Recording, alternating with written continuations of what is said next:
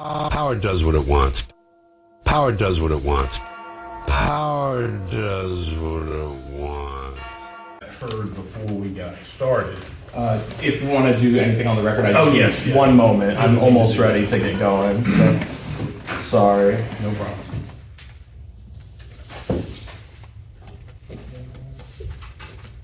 I did do a nice sound check though. Everyone's coming through nice and clear, so that's good.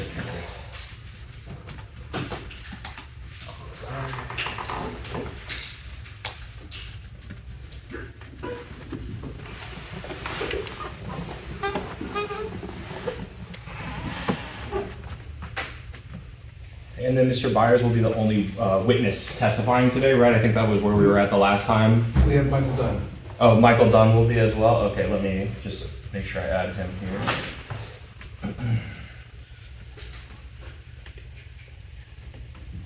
Is it D-U-N-N? D-U-N-N. Okay, thank you.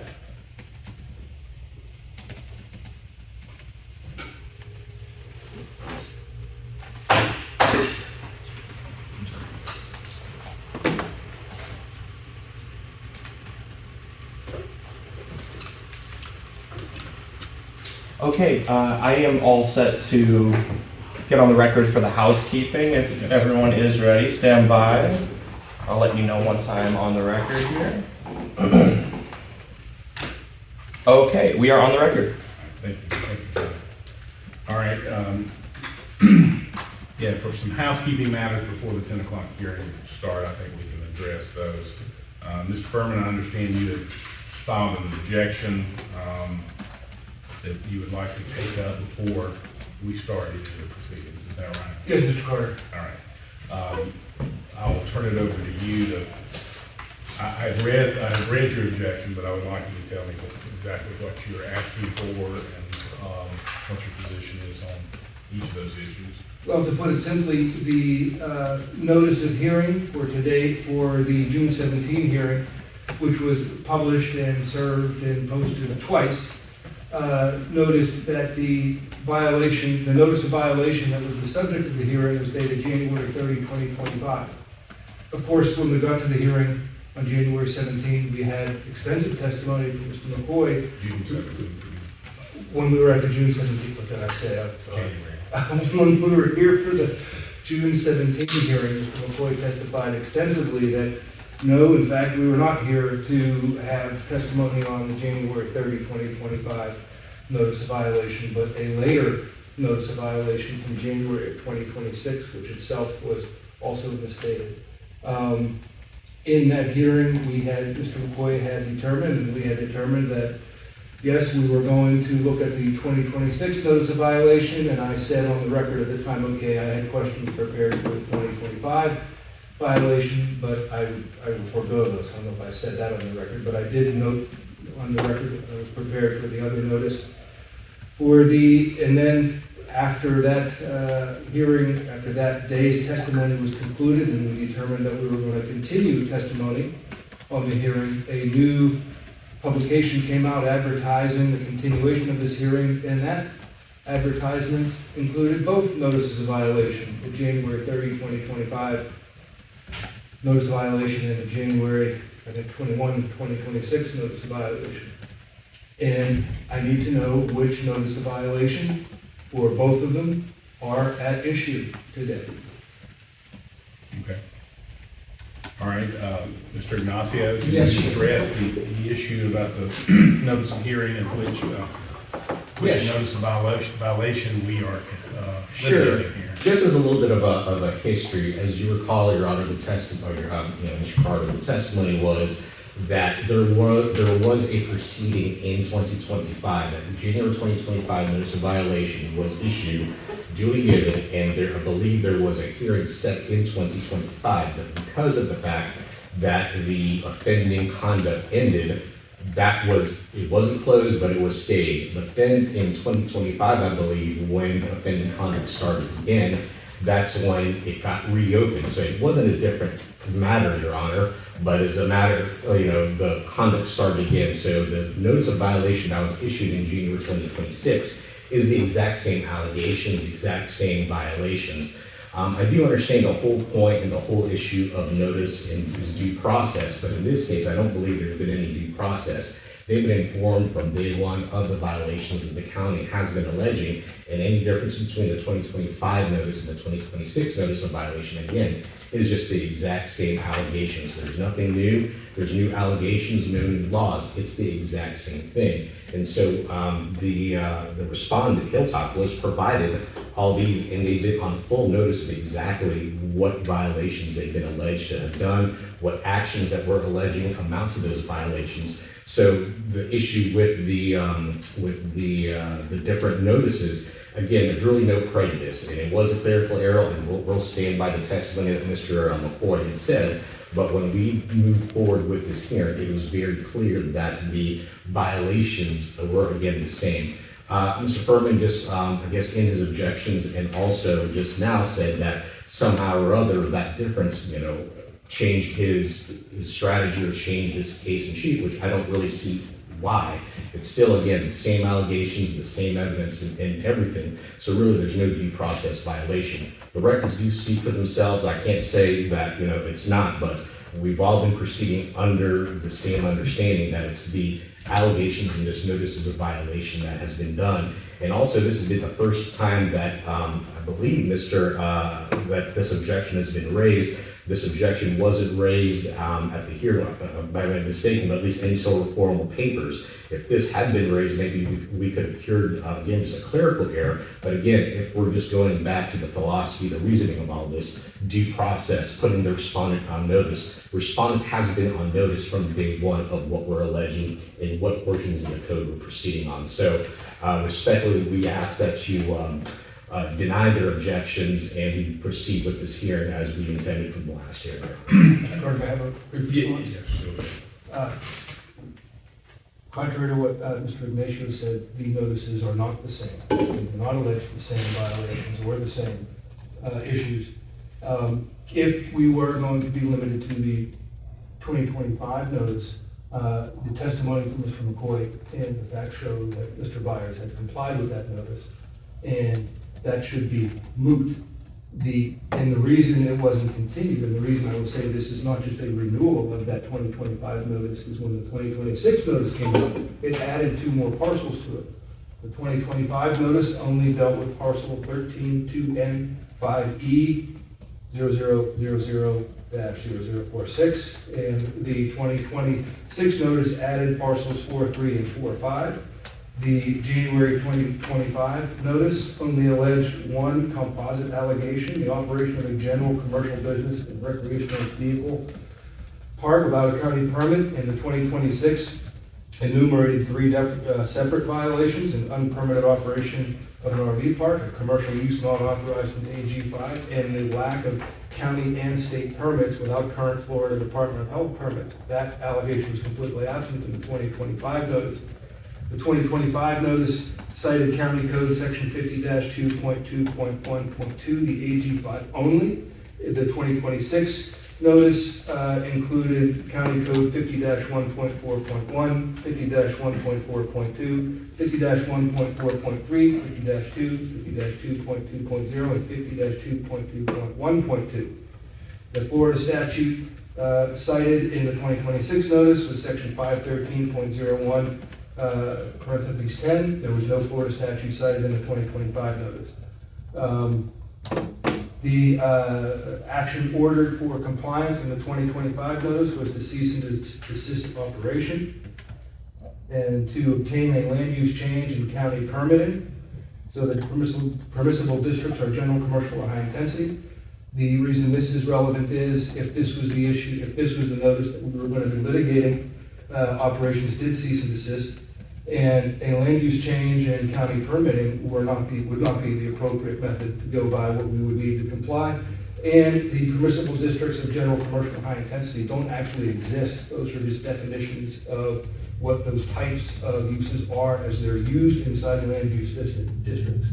The 2026 notice said immediately cease RV or occupancy or rental use, remove recreational vehicles from the property, discontinue advertising, listing, representation of the property as an RV park or campground. The 2025 notice directed compliance toward general commercial or high-intensity districts. Again, there aren't districts named that way. There are districts that fall into those types of categories, but they're not named that way. The 2026 notice does not include those definitions. There are other differences with posting and proofs of service, but I don't think those aren't germane to the differences between what was at issue. So again, I need to know what is at issue today. And Mr. Ignacio is right that I didn't raise this objection on June 17th, because on June 17th, we only had one notice in the advertisement for the hearing, and that notice was for 2025. And now we have a new notice of hearing that was put out after the June 17th that added a notice of violation. Question, when the notice of violations that were exhibit 13 and 14, which is the one 21, 25, and 26, the way it was Yes. identical notice of violation, you didn't object to those, you allowed those to come into evidence. Yes. Why? Mr. McCoy testified that this was an error on the county's part. They didn't mean to notice the 2025 notice for the hearing. We wanted to go with 13 and 14. At the time, I said, okay, fine. I had questions on Exhibit 15, which was the 2025 notice, and I proceeded to question him on the 2026 notices. And I didn't ask him anything about the 2025 notices. And now we have an advertisement for today putting us on new notice that indeed both notices are at issue for today. So again, I just need to know which one we're actually doing. And if we are doing 2025, I need to recall Mr. McCoy as a defense witness to demonstrate what I've already explained to you, Mr. Carter, that we have first complied with that notice, and second, what is ordered for us to do is Right, so consistent with the code. your position is that as to the 25 notice of violation, cease and desist, and obtain the proper land use restriction waiver or whatever you need, that's been complied with. There are two parts to it. First, the cease and desist was complied with. So And- cease and desist by no longer operating the RV? Yes, and that's evidenced by the fact that a new notice was issued in 2026 that did not match the 2025 notice. If it was a continuation or if it was renewed, it should have renewed the 2025 notice. And frankly, he could have probably just went straight to a hearing instead of reposting and renoticing everything, because that was already noticed. He decided not to do that. Instead, he issued a brand new notice with new parcels, with new code sections cited. My argument is that is a new violation and not a continuation or a renewal of the 2025 violation. And with regard to the code sections, the other half of my argument on the 2025 notice, what Mr. Byers was asked to do doesn't actually exist in the code. So for example, when he says he has to ask for compliance with a general commercial district, there is no district that's called general commercial. There are uses in districts that are labeled that fall under general commercial types, but if you're gonna tell somebody you have to rezone to be general commercial, there is no zone for that. So he was given incorrect direction. So if this is going to be an issue, which the notice of today's hearing says it is, which is contrary to what Mr. McCoy testified to on June 17th, I need to know if I'm asking questions about that today. And that's why I wanted to get this dealt with today. There's a whole section I can chop out if you want. If I just briefly respond. Yeah, I would like to know, make sure it's clear. Sure. The 25 notice of violation was complied with, is that correct? Not completely. Yeah. So, I mean, let me just start off what I was gonna say. Okay, go ahead. Yeah, the most concerning thing to me was some of the things that Mr. Furman raised with regard to the parcels of land on the different notices. That I wanted to address. Do you mind if I have Mr. McCoy explain, one notice had one parcel and the other had three? I think that's fine. It's obviously he's not testifying here, but if you want clarification. Correct, just to give you an explanation. So you want him to explain why the 25 notice had one parcel? Correct. And the 26 notices had multiple parcels. Correct. Additional parcels. Yes, sir. Yes, go So ahead. the 3 parcels are assigned to the 4741 address, so just to be clear that all parcels of that property were covered, even though 1 is in violation, just to verify that all 3 are still not allowed. So naturally, if you're in violation of 1, you just couldn't move it to another parcel and restart a new violation process. Okay. So I guess in other words, that one of the notices had 3 parcels, but all those 3 parcels are essentially part of that address that's on that notice for the Hilltop. And I believe the one notice with the 1 parcel, again, that was in the 3, and that was the portion, just to clarify that that's where the offending conduct was with the RVs. And this isn't a matter of a different case number, different case style. It's essentially a continuation, Your Honor. Again, it was based on a single complaint by Mr. Riley that initiated the notice of violation, and once it got complied with, it we didn't move forward with that hearing, but then when the conduct started again, it was the same matter, it was the same case. So I guess it seems to me that Mr. Furman is treating this as 2 claims, 2 complaints, but this is all the continuation. I think it's been very clear, even that it wasn't a notice, I don't think I presented any evidence or made any requests with regard to the commercial zoning. Essentially, what we raised here is that the conduct that we've observed on the property was in violation of the section 50-2.1.5 general commercial, where the activity that we're alleging in this case, and this hasn't changed in the whole scheme of things, that in order to have a commercial outdoor recreation on Ag 5, you needed to have a special exception, and there was no special exception granted, and that's the basis. So I haven't provided any evidence, made any argument with regard to requesting or requiring Mr. Hilltop to rezone, but essentially to cease his RV activities because of the fact that he did not comply with with the code. And we've mentioned and we've cited the sections of the code on the notice of violation, and that's what we're proceeding with here, Your Honor. So it's very limited scope, very limited in nature of what we're alleging, and so the issues that he's raising, again, doesn't prove that, he's being denied due process in this proceeding, Mr. Carter. So as far as your argument that it's basically the same violation, 25 as to the 26. Sorry, Your Honor, Even though it is the there's same violation. additional properties identified, and what about Mr. Furman's argument that the counts, the 3 counts that are in the 26 notice of violation is broader than the 2025 notice of violation? It is, it is, again, they speak for themselves, but, again, to give you a preview of what we're gonna ask for, all we're gonna ask for, Your Honor, is not that we're not gonna compel Hilltop to file for zoning, it's just we are asking you as the magistrate to order Hilltop to cease and desist from operating the RV park, which is outdoor recreation commercial on his land. Again, I confirmed during the time, again, to confirm that that's what it says. Maybe we're not moving forward. We're not asking for a zoning variance, but the exception under this the code right here. And the actual case number was the same for both the Yes, I believe both yes. the 25 and the 26. Correct. So my understanding administratively, this wasn't a new complaint, this wasn't a new case style, this wasn't a new matter. It was just that a matter was created within the county code enforcement for those allegations, but because the allegations and the offending conduct ceased, the Jefferson County did proceed with pursuing a hearing, but then once the conduct started again, that's when we decided to move forward with the hearing process, Your Honor. What about the state permitting that was referenced in the 26 notice of violation that Mr. Furman talked about? Sure, and I guess it wasn't my intent to move forward. Obviously, this isn't the state. We're not going to ask. Fully charged battery, fully charged. Unplugged charger. It's okay. You mind just turning it on silent so it doesn't happen during the hearing? Very sorry. It's okay. Thank you.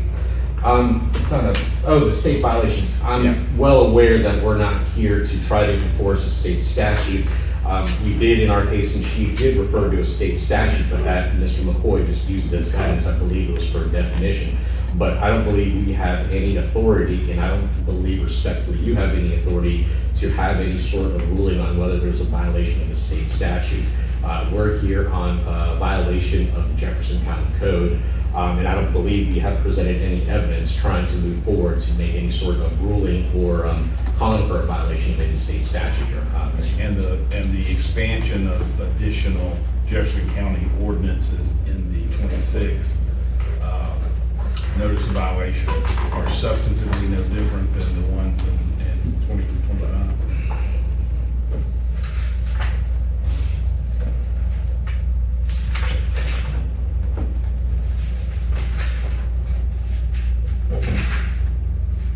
No, yeah, I mean, unpermitted operation of an RV recreational park, that's what we were receiving this whole time.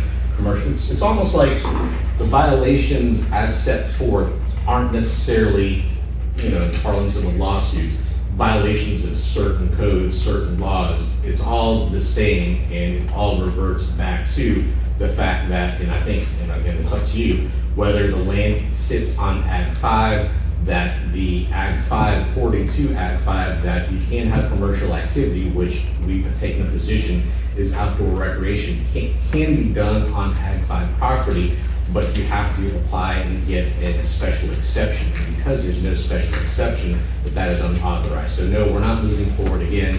Not saying that, and we're not gonna ask for him to have to apply for a zoning variance, but just cease those activities, Your Honor. So it is, I guess I didn't mean to correct you, I don't think it's basically the same, it is the same, Your Honor. There's any not new violations, no new law. We've been proceeding on the same matters throughout this All hearing. right, so the 2025 notice violation, as you say, in the first page, is operation of the general commercial business or recreation vehicle park without first obtaining county permit in Ag 5 land use district. Correct. And that's the violation that's being sought in the 2026 notice of violation. So again, if the word permit isn't used, it's a special exception. That's the terms, and that's the language in the code that we've been referring to, but I guess you could refer to it as permit.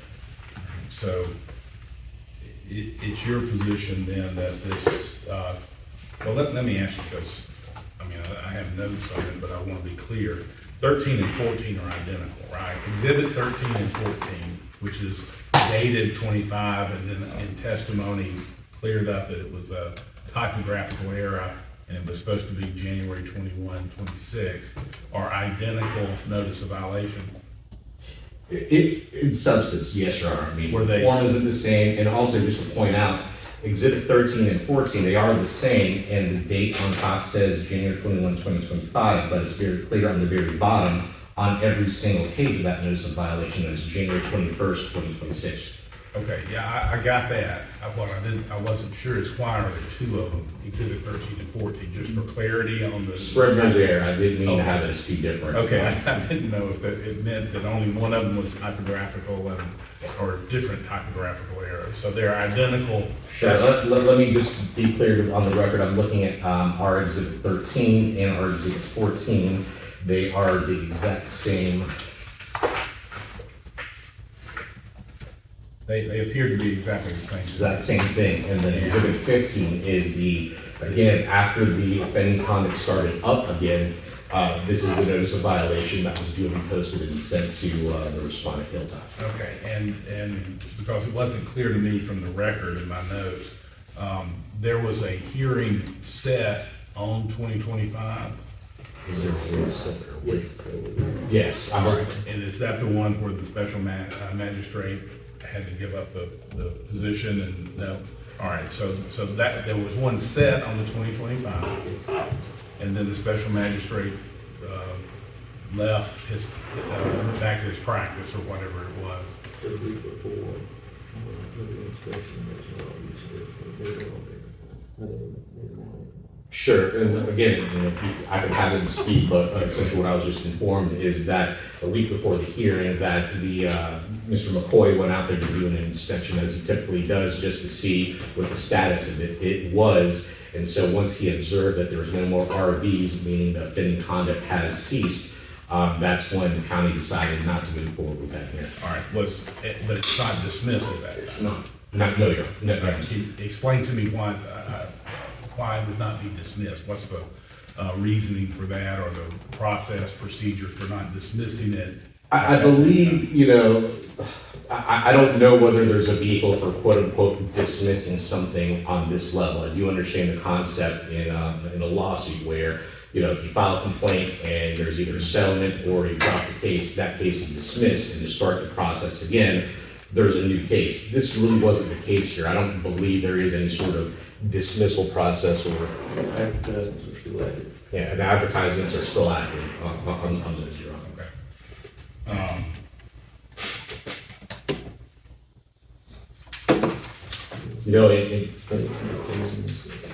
Oh, I was following up on, Correct. and then a hearing was set in April, is that right? Of this year? There was another hearing scheduled before I became special. No, just one. Okay, I misunderstood something that was said. So really, the June hearing on 2026 was the first Hearing in this. notice of hearing in that portion of that matter. Yes, sir. Okay. And then just, Mr. McCoy just informed me there was no, compliance inspection confirming that it's completely stopped. It's just a matter of the county based his decision not to move forward in that April 25 hearing once we observed that there was no more RVs at the spot. But again, there was no closure, no dismissal, and again, During that time, the state, and it's also. and then also during that time, the state permits expired.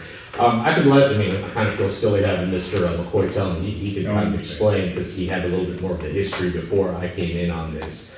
But yeah, that's been our position. There's really, I looked at and studied the code in preparation for this hearing. I studied the code enforcement proceedings, and I just don't remember seeing any sort of concept like you would have in the Florida rules with regard to, complaint and dismissal. So I don't know whether, and I don't think there is any sort of quote unquote dismissal process here, that first notice of violation was considered closed or, closed with prejudice. It's just the activity started again, so we proceeded with the hearing on this. With the same case. Yes, Your Honor. And so it's your position then that the notice of hearing, not the notice of violation, but the notice of hearing that only cited the January 30th, 2025 violation, sufficiently placed Mr. Byers or Hilltop on notice to convey the violation that you were contending occurred. Correct, and it would be Which is the use of the RV park in the Ag 5. Yes, and I don't believe, for the sake of argument, I don't believe that just because that the hearing that was noticed for the 2025 notice of violation, it's not like it would preclude any evidence being presented of any offending conduct after that. It is all alleged to be the same conduct, which we've already explained, and all the evidence that we put forth is in support of that. So none of the evidence put forth has anything to do with any new violations of any codes. It's still the same substance here, and I believe, that's a continuation. All right, Mr. Furman, the question I have, if you could clarify for me, what do you contend, or Hilltop contends, is the prejudice associated with the notice of hearing that you are challenging? Well, frankly, the 2025 notice is moot. It should have been moot, and by the county's own inability to clearly explain what its status is it dismissed, is it continued, juxtaposed with the fact that it issued a new violation in 2026 that did not reference the 2025 violation. What does anybody do in this county when you have a violation and nothing happens and nothing goes forward? How long does it sit? Is the statute of limitations told? Do we have continuing violations daily as under a zoning violation? I would like the 2025 notice to be found either to be dismissed by you or to be found mooted based on Mr. McCoy's own testimony that they decided not to go forward with that original hearing because he didn't see anything happening there. Now, again, he didn't do any follow-up, quote unquote, compliance inspection, as he said, which again, just points out the lackadaisical approach that the county is taking to these notices. They're not following their own codes, they're not citing their own codes. They've said today, now at least twice, that they're not enforcing any Florida codes, but the notice itself, in the section that says, the affidavit of notice delivery and posting includes compliance with section 162.12 of the Florida statutes. And it includes in the notice of violation, well, I don't mean to belabor the point. What I would like to have That's a happen, notice for the code enforcement here. what I would like You're to not talking about the Yeah. septic tank. Correct, correct. That is added to the 2026 violation, right? Yes, the prejudice that we have here is, we have two different violations. And I understand that the underlying, the conditions of the property make up the violation, meaning RVs on land, the county contends is a commercial use. Our defense is that it's not a commercial use, it's an Right, I institutional use. understand that. The Okay. institutional use and the religious land use. Correct. Statute protects. I understand that that's the same. Right. But the fact is, we have two notices of violation that are an issue. Should we have two notices of violation that are an issue? The prejudice is, do we have to defend against both of them when one has been conceded to be, I believe, conceded to be complied with and moot? And whether the county dismissed it or not, I'm asking you, Mr. Carter, to dismiss that as a part of my motion. If that's not in there, I'm Dismiss formally the 25. the 2025 notice. All right. I don't want to have to do two of these. I've already had Mr. McCoy on the stand, and he said the 2025 notice was a mistake. That shouldn't have been in the advertisement. And as Mr. Ignacio said, I myself also studied that notice multiple times before the June 17 hearing to make sure that we were talking about that 2025 notice. That's what it said. I read it 6 times. I came here ready to question Mr. McCoy about that 2025 notice and ask him why we are still here when he determined that it was not in violation anymore. We issued a new violation after 2026. We established that at the hearing. We moved on from that. We moved on to the conditions of the property and how that was dealing with the 2026 notice.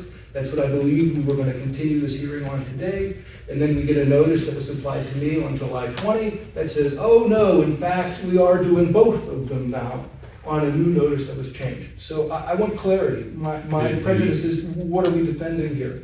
Do you agree that the primary violation of unpermitted operation of an RV park is identical in both of the 25 and 26 notice of violation? To the extent the condition is RVs on the property, yes. In the Ag 5? Correct. You Yes, agree? I Those are concede that. sufficiently the same. Yes, and I will stipulate that that is what I was prepared to come and defend today. And the notices are different. This will last. Mr. Furman's argument is premised on his assumption that the two notices of violation are two different matters, which I believe would probably, I would agree, but this isn't two separate matters. The notices of violation all relate to the same matter and to the same instance of HILLTOP's alleged violation of the code ordinances. So that's really what his argument is premised on. And because of the fact that two notices of violation don't amount to two different complaints, two different counts, again, there's been no prejudice. And as you just pointed out, all this pertains to, and due respect, it just seems like everything's just being made more complicated. We've been very clear with our case in chief that the evidence and the allegations relate to the fact that we allege that HILLTOP has been operating an RV park on their property without having an exception pursuant to the codes that we have. And again, to give you a preview of my closing, we're not seeking any declaration by you that HILLTOP was in violation of any state regulations. Our lane here, the same as yours, is the Jefferson County Code, Your Honor. And what about the case itself was numbered the same? It's 2024 case number that was taken forward onto the notice of violation of 26. You read it a number of times. Did you notice that? Yeah, I don't know, frankly, what that, the 2024 has it doesn't even match the 2025 notice to the extent 24 gives you typically a case caption has the year in, and if 2024 is the year on a 2025 notice, I mean, I didn't really attach any significance to that. But And I you don't- saw it was the same case number. Sure. whatever Assigned to it. But within the same case, can they or can they not have a new notice of violation? We still have two notices of violation here, and I need to know if we're talking about both of them or one of them. That's really all I want to know. And just a 24 probably references the complaint which was filed in November 2020. When it was initiated. I'm sorry? When it was initiated. Yes, Your Honor. When the case was opened or whatever. Okay, I understand. Yeah. 2024 is the year that he got the notice from the Right. Riley's. I assume. I mean, that's what I thought it was. Yeah, I guess I should conclude that. All right. As to his request of what he wants is the 2025 notice of violation to be dismissed. There's no, sorry, go ahead. I mean, do you have a position on that as far as? I don't think there's anything to dismiss. It's a notice. It's, you know, it's your decision as a magistrate to accept it, but there's really nothing in there to dismiss. It's not the complaint, it's not the charging document, so there really is nothing to dismiss. And, you know, deeming it as, I would object to the point of dismissing because it really isn't something that, you know, it's not appropriate to dismiss something that, you know, there's no basis. But the only thing you're proceeding on from the very beginning is the operation of RV Park in the Ag 5 district. period. Yes. Nothing else, Yes. which is what was in the 2025 notice on. Yes, sir. All right, in light of that, Mr. Furman, you have anything else you want to add to your objection? One addition, Mr. McCoy, based on what Mr. McCoy and Mr. Ignacio just said earlier regarding parcels. A notice of violation is supposed to put a landowner on notice of a violation that exists on his property. And as Mr. McCoy said earlier, he now suddenly just included the other parcels, not because there was a violation on them, but because they're owned by the same owner. I would respectfully request that those parcels be removed from the issue today. There's no violation there, there's no testimony that there was a violation. I think it's improper to have other parcels subject to a notice of violation when there was no testimony that a violation was occurring there. It's improper to use a notice of violation to say, hey, oh, by the way, you can't do this here also. That would be perspective and really not what a notice of violation is for, how it's used, and it doesn't follow what their own code says. And to further explain, Your Honor, I'm looking at, because I actually did speak with my client this morning about that issue raised by Mr. Furman, and the one notice that has the 3 parcels included the parcel ending in 0046. And again, as Mr. McCoy explained, the very parcels are the same property. All these 3 parcels have the very same address here, 4741 Asheville Highway. In the notice that has the 1 parcel, it includes that very same 0046 parcel with the same address. And the reason being, Your Honor, is that, again, despite Mr. Furman's accusation that the county is flippant or lackadaisical, that was an attempt by Mr. McCoy to essentially try to limit that scope or just to be complete, because the address at issue is there. But as Mr. McCoy testified, he could even, he's testified that it's a portion of it. So it's the very same parcel ending in 0046, which is encompassed in the very same address, that has been on every notice, every document here is the same. And again, that is the basis that there's no undue prejudice here, that they knew exactly what parcel and what the accusations are, Your Honor. Mr. Carter, Yes. my objection doesn't go to the issue of notice. My objection goes to the issue of attaching a violation to a parcel that's not in violation. In fact, there are 4 parcels that are at the 4741 address. The issue is, if a violation were to be found, and Mr. Byers or Hilltop or the owner decided they wanted to sell one of these parcels out of the 4, you don't have to do any subdivision, you don't have to do any Z-line. They are 4 separate parcels, even though they have the same mailing address. Well, now we have, if a violation were to be found and one of those parcels were going to be sold, where a finding of violation were on it, that's going to cloud the transaction. That's going to have to be cleared up, when in fact there was no violation on that property. I didn't think I'd have to explain this part of it, but frankly, the violation should be limited to the parcel that has the violation and not expand to the parcels that don't have violation. I'm just trying to clarify this. And you're not intending county's not contending that the other parcels that are added are in violation, are you? No, Your Honor. It's just the 4-6? Correct, and that was based on Mr. McCoy's direct firsthand observations Observation. of the RV parks and what parcel they lay on, Your Honor. All right. So if we proceed on with the 2025 and the 2025 being carried forward with the 26 notice of violation, you're asking to question Mr. McCoy again on the 25 notice of violation, is that right? Yes, All right, and how are you proposing to do that? Just to call him in your case? yes. Okay, that's no problem. You call whoever you want in your case. So, I mean, I think you're allowed to do that. So I will overrule the objection from the standpoint of the 2025 notice of violation is a carry forward that was brought into the 26 notice of violation, Exhibit 13 and 14. And clearly, Mr. Furman has the right to question Mr. McCoy in any way, call him as a witness and question him on any basis that you think is relevant for that 2025 violation that you forego doing before. So that's fine. So from that standpoint, I'll overrule. And if it helps, Your Honor, you know, the county doesn't have any objection to Mr. McCoy being called. We want to reopen our case if we want. So that's what I was getting into, a little bit of a procedural issue. Do you want it reopened in his case? You want to call him in your case? I mean, I mean, I know this is a looser proceeding than a corporate, but if you're asking that he should be concluding his testimony in the case that they presented their case in chief, I am fine with that. If you prefer that. If you just want to call him as your witness to get that evidence in the record, that's fine too. And I'm sorry, if it helps, you know, just procedurally, we would have no objection to Mr. Mr. Furman calling Mr. McCoy at his case in chief and the scope of his being willing to whatever he wants. Just again, just in an abundance of caution with any prejudice, he has a right to question Mr. McCoy. Mr. Carter, the crux of what I was asking is based on the fact that I did forego asking Mr. McCoy questions based on his testimony that 2025 was not an issue because the notice of hearing was an error.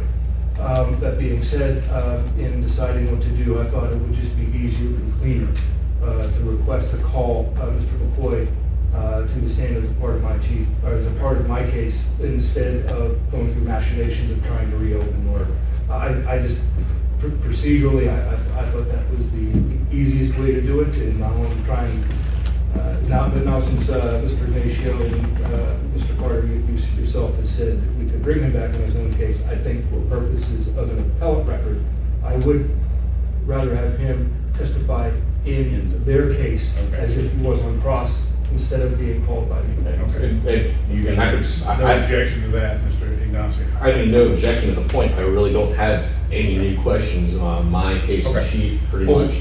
I have no problem reopening their case on a limited basis of the issue you raised in your objection, that you would like to ask questions of Mr. McCoy about the 2025 notice that the county position is they've incorporated it into it's part of the 26 notice of violation. Okay, very good. So, Okay. all right, At this point, it's probably going to be questions that we've already answered, but I think I need to make the that record. we've talked about. Yes. You're talking about evidence in the record is what you're talking about now. Okay. That's fine. All right, let's take a short restroom break, because this went longer than I thought it was going to, but it needed to, okay? So let's take a short 5-minute break, and then we'll get started at 10:35. Okay, off the record.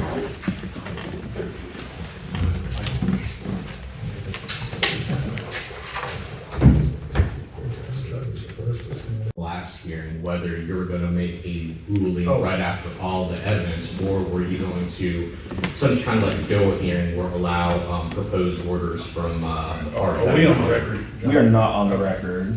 If you want to bring it on the Put record, this on the record? Sure, yeah, because I didn't know what you were going to, I wanted to know. I just need one second. I don't think it's right on. Yeah, I'm glad you raised it. I wanted Yeah, to I bring want that to talk to about it too. So that's a good one. Do you need Mr. Byers here? No. All right, just needed to save my backup when I'm all good. One moment. And we are back on the record. Okay, Mr. Ignacio, you had another housekeeping issue as to some Yes, of the sir. discussion we had the last hearing, so go ahead. More of a point of clarification of how the magistrate's going to proceed, because it was, based on my reading of the code and the proceedings under which we are proceeding, that after the presentation of evidence, that there would be a ruling issued by the magistrate after. However, I do recall at our last hearing, that there was some discussion or a suggestion that you were going to possibly consider allowing the parties to submit the proposed findings of fact and conclusions of law, but I don't believe any sort of decision was made, so I didn't know how we were going to proceed on that. I mean, I will tell you how, Mr. Furman, do you have any position on that, or? I do, and I would be in favor of proposed findings and conclusions. How do you feel about it, Mr. Ignacio? Don't care. Indifferent. My only concern, and any kind of my objection is the fact that, would it be in violation of the code proceedings that we're under, but I guess if all the parties agree, that'd be moot, but. Well, I want it to be as compliant as possible with the code, and we can talk about that too. Look, this is not, I don't consider this your normal code enforcement proceeding and hearing. You've got, right now, we've just dealt with the 45 minutes, a due process issue, okay? That's not going away, even though I have ruled and Mr. McCoy's gonna testify. I'm sure that's still part of the case. Sure. You've got the religious land use constitutional issues associated with that. So it's a little more complicated than your typical code enforcement hearing that I'm familiar with. So giving those legal issues and some factual issues that go with those legal issues, to me, it would be better served to do this the right way and have a presentation of the proposed findings of fact and conclusions of law. Now, I read the code, the Jefferson County Code the same way. I'm supposed to announce my ruling in open proceeding. So what I was thinking was, how long it would take to do that, for y'all to present those proposed findings of fact, I would come to some conclusion and we would reconvene either in Zoom if that's appropriate. Y'all can let me know if we have that ability to do that. I hate to make Mr. Furman come back down from Pennsylvania. That's okay, Mr. Carter, I like coming down. Okay. If he wants to come down, that's fine. And I would be prepared at that point, how we work this out, to announce my ruling and then issue the order within 10 days.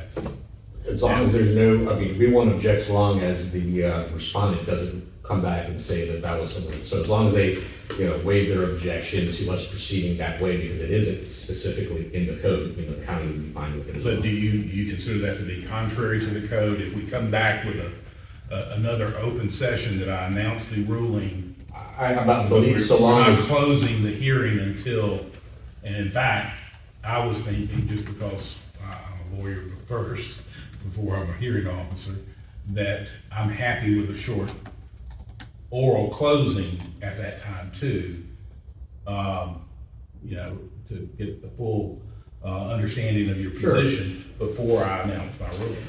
Do you mind if we hold off on that issue until I get a chance to speak with the county attorney on this matter, just to make sure that I'm not agreeing to something that is contrary? And that'd be really the only reason we would object, that it would be contrary to the code. But I just wanted a chance, and we can do this during the lunch break if you want. So I'm happy with you doing that. The only reason I'm interested in doing that is that you've got complicated legal issues. And we can talk about what those are at the end of this, with not only the due process issues and notice issues, not only the factual issues that you're presenting as evidence, but also the legal issues associated with the Religious Land Use Act that is at issue. So what you're proposing is, at the conclusion of our evidence, giving us a set time to submit to you proposed findings of fact and the conclusions of law, give you time to review and consider, and then at a mutually agreed hearing, be it by Zoom, that at that point that you would render your decision? Right, I would follow the code from the standpoint of announcing it at the conclusion of the hearing. So it The would hearing would not be closed. I until understand. then. That was the way I read that it could possibly be done. If you would just mind granting me the courtesy, respect, and honor me to speak with the county You attorney. talk to the county attorney and let me know if that's considered in violation of the code, because I don't want to do that. But, given the issues, I mean, whether it's like DOA or like, a bench trial, Sure. whatever you want to call it, and the issues we have presented, I think it makes sense for both parties to have a full consideration of these facts and issues. So that's where I'm coming from. Yeah, and like I said, I'll speak with the county. I don't think it's gonna be a problem, but I just want to get confirmation on that. Okay. Mr. Carter, I'll just put my concurrence and waiver on the record for the benefit of Mr., is it Ignacio or Ignacio? Ignacio. Ignacio, Well- for when he talks to his, the county. Waiver to the attorney. extent it's necessary. Yes. Okay. All right. I concur with the proposed mechanism and. All right. All right, then we can get started now. It's just get started with the continuation of the hearing, just for purposes of the record. It's August the 5th, 2026. We're here on case number 24-1120. My name is Steve Carter. I'm a licensed attorney appointed by the county to serve as special magistrate. This is a continued hearing from the initial June 17th, 2026 hearing that we began on June 17th. It is a quasi-judicial in nature, and we've got a court reporter taking the record of the proceedings. So we've dealt with the issue of possibly how we're going to finish this. As I said the last time, according to the statute and the code, the formal rules of evidence do not apply, but fundamental due process will be observed. The rule of sequestration has been invoked, and I would ask anybody expected to be called as a witness not to be in the courtroom or the hearing room today, and ask the counsel that if you notice a witness that you expect to call before he or she takes the stand, to make sure that they stay out of the courtroom at that time. At this time, Your Honor, you mind if I just ask those present, if any of those present are witnesses? Sure. Any folks in the gallery, or any of you gentlemen witnesses or intend to be a witness in this case? Yep. This is Michael Dunn. He Okay. will be my first witness. He will be your first witness. Okay. All right, well, we're gonna start with Mr. McCoy, then reopening the case, right? And then how do you wanna start it? I don't really have a preference. I anticipated having Mr. Dunn up and out and letting him go. Okay, well, why don't we do that? And then when we finish with that, or Mr. Byers, ever how you wanna do it, we'll reopen the county's case and let Mr. McCoy testify and you ask questions. All right, I'll vote up and out. Up and out, yeah. up and out. All right. Before we begin, I do have, I had deferred an opening, and I think last time I neglected because of the momentum that we had built. But I recognize too that the lack of that maybe didn't put everybody on notice of the issues that I was going to be asking questions about and then invited objections. So I'd like to put some things out there first, so we know what's coming. All right, that's fine. I mean, The Hilltop's position is that there is no violation that exists on the property. Hilltop Christian Fellowship is a house of worship, and a house of worship is an institutional use as defined in the county's land development code. An institutional use is a permitted principal use in the AG5 land use district as of right, requiring no special exception and no land use change. Recreational vehicles on the property are not a separate commercial enterprise sitting on church land, but they are part of how this church carries out its ministry. The county's case therefore fails at the threshold because this land use is actually permitted. Secondarily, to the extent we get past that issue, the religious land use an Institutionalized Persons Act provides protections to religious uses to the extent it is unfairly regulated in comparison with secular uses in the same district. If I may just, I don't typically object on an opening, if I may object, because it is something substantive here. I know there's been talk of religion, but this is the first time on the record that there's been any talk or issue with I keep forgetting the RALUPA, the religious use.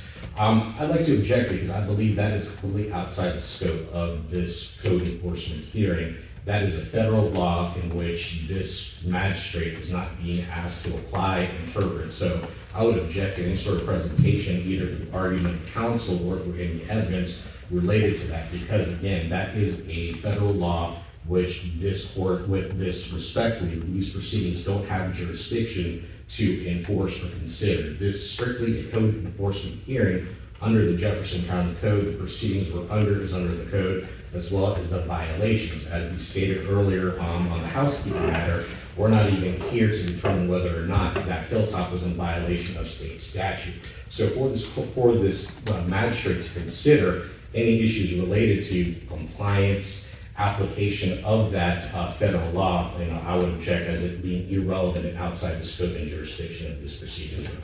All right, any response, Mr. Furman? Yes, Mr. Carter, RLUIPA is not being asserted here as a counterclaim or any type of a claim against the county, but it is evoked as a rule of construction, as a constraint of the county's enforcement authority.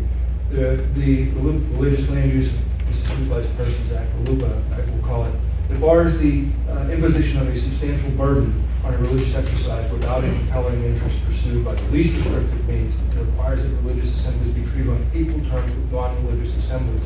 With respect, we had testimony in the first hearing regarding that unequal treatment or the equal treatment or how that's applied. I'm not intending this as a counter. It's your defense and you're not pursuing that as a cause of action. Correct. I'll make just a brief response. So that federal law relates to this alleged substantial burden. At this point, Mr. Carter, the county has not taken any action. And I believe RLUIPA would be at issue once, and in fact, the Jefferson County takes action, which the Hilltop would contend is in violation of that federal law. And if Hilltop contends that we violated that law by taking action, they have a right under that federal law to move forward in a civil cause of action, which they have already taken against the county, against Mr. McCoy and several other folks in the county.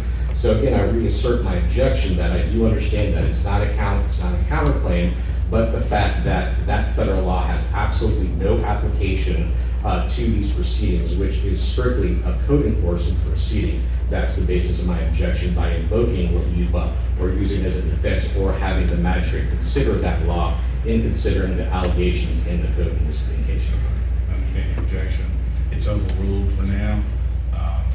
Those issues are the type of issues I was talking about that are complicated and will be part of the final rule, one way or the other.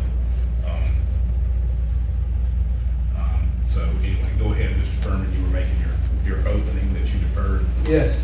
Under the legal framework of RLUIPA cases and this country's Supreme Court cases regarding religious uses, etc., the issue before the court will be whether Mr. Byers' belief is sincerely held when he's operating his operation as a church. So the suggestion, for example, that housing people in RVs is not religious isn't really an issue to be decided. The issue is whether Mr. Byers sincerely believes that as part of his mission and part of his church. The testimony that I will put on today will show that Hilltop is a bona fide house of worship. It's not a business that holds itself out, that holds itself out for services, but it is a religious congregation with a mission, a doctrine, a gathered body, and pastors, several. Mr. Byers' belief that the ministry is called to house people on the land is sincerely held in religious and character, and that conviction preceded and explains RVs and is not constructed after the fact to defend them. The RV accommodations on this property serve religious purposes and are not conducted as a commercial rental operation. We had some of that testimony already, and we will have more testimony today to determine that there are no leases, there are no rental spaces, as that term is defined. There's no standardized rent, no profit motive. Indeed, Hilltop doesn't even break even. The county's own code defines institutional use category to expressly include houses of worship. In that definition, it includes philanthropic uses under institutional. To the extent Hilltop provides spaces free of charge for people who are suffering, that also falls under the philanthropic use under the institutional permitted use. Secondly, under the legal framework of the county's code, section 50-2.1.5W, which is something that we discussed at the the June 17 hearing, defines general commercial use to include recreational vehicles and travel trailer parks containing less than 25 rental spaces. The operative limitation here being rental spaces. A space that is occupied without rent is not a rental space within the meaning of the code. And Mr. Bives will testify, as did witnesses who were here last time, that there are no leases, fixed terms, or enforceable payment obligations. That same limitation also appears in the county statute that was invoked by the county, or the state statute, I'm sorry, that was invoked by the county. Similar to how I invoked the legal framework of the loop of the county, invoked the legal framework of state statutes for definitions. Florida statutes, section 513.0, parens 11, defines a recreational vehicle park by referencing spaces set aside for rent. And we had extensive testimony on that issue at the June 17 hearing.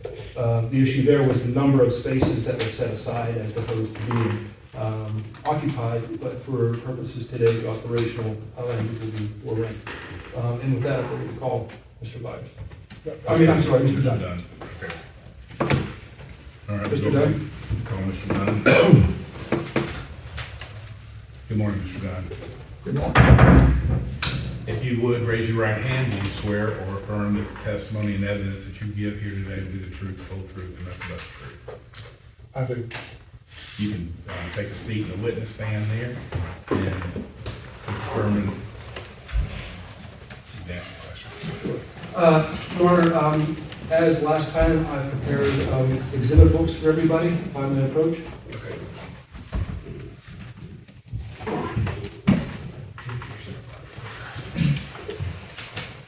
I have a copy from Mr. Ignacio.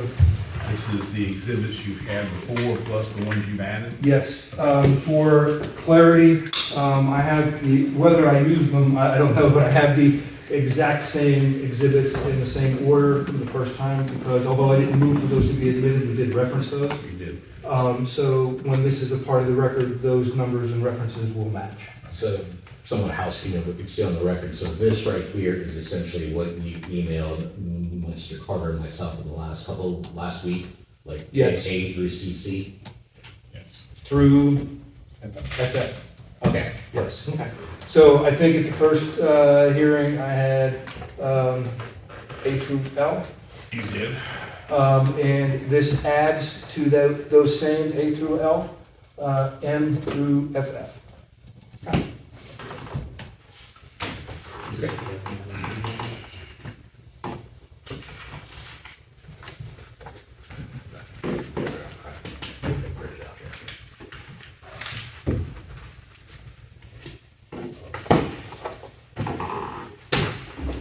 Mr. Dunn, can you please state and spell your name? Michael Dunn, MICHALDUNN. And where do you live? I live right now in Panama City Beach, Florida. Do you own or rent any property in Jefferson County, Florida?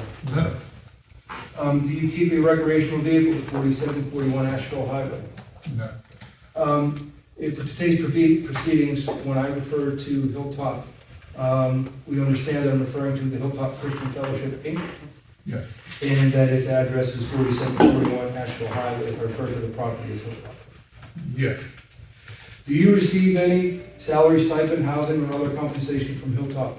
no, Do you have any financial interest in the outcome of this hearing? no. What is your occupation?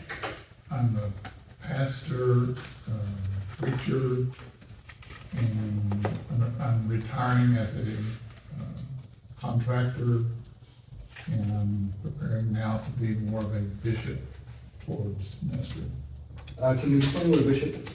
A bishop is somebody who gets to play it easy and when you get old, you get gray hair, you get to go in and talk to people and give them counsel, and people listen to you more than just a kid with a baseball cap on. So a bishop, what I get to do is go pray with people that are really sincere.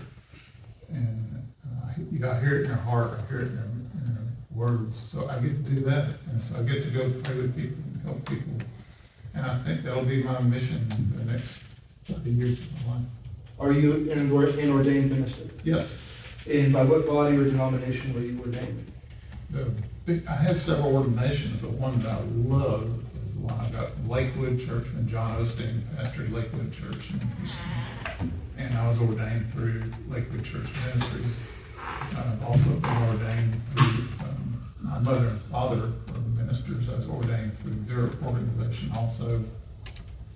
And I've had other things that it's not so much I was ordained, but I was brought into fellowship with Bible colleges and in Mexico to different places there. The main one would be Lakewood Church, John Osteen. Do you remember your first ordination? I think my wife was here, she knows all the dates really well. I'm going to write them down. I think she told me it was around 1985. So it started in the 80s? Yes, last century. Before you can be ordained, are there any required courses of study, examinations, endorsements, laying of hands, etc.? You do all that, and you clean restrooms and churches. You go out and you also clean parking lots, and you show that you're willing to be of service. And then you work in children's ministries, and then you start studying. And actually study, and someone oversees you, a pastor in the church or one of the deacons, head of the deacons, and they realize that you're serious. They want to know if you are seriously wanting to serve and to be part of ministry. And I did take online classes. I studied at Coral Ridge College in Woodlands, Texas for a while. The Assemblies of God has a college in North Texas, in Waxahachie. I studied some of that. And I got different types of certifications, but I didn't ever go to some people go to a seminary and actually get a doctorate in ministry. I didn't get that. I had a couple of things that are honorary, but those are just plaques on the wall. Are you able to recount and give us an idea of how many congregations you preached at, served, or been a member of?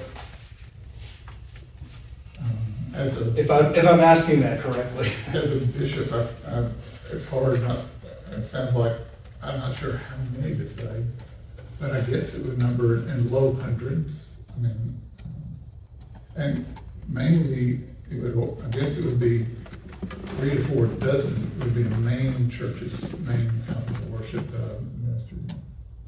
So your body of work, based on that, do you have a basis for comparison when you look at the body of persons, participants who attend HILLTOP? Yes. And can you assess whether that is functioning, whether HILLTOP is functioning as a church? Oh, it does. It gives me so many memories when I was in Texas. As part of the Assemblies of God, the district superintendent asked me to become the chair of the Teen Challenge board. And so Teen Challenge operated in downtown Houston, and they dealt with drug addicts.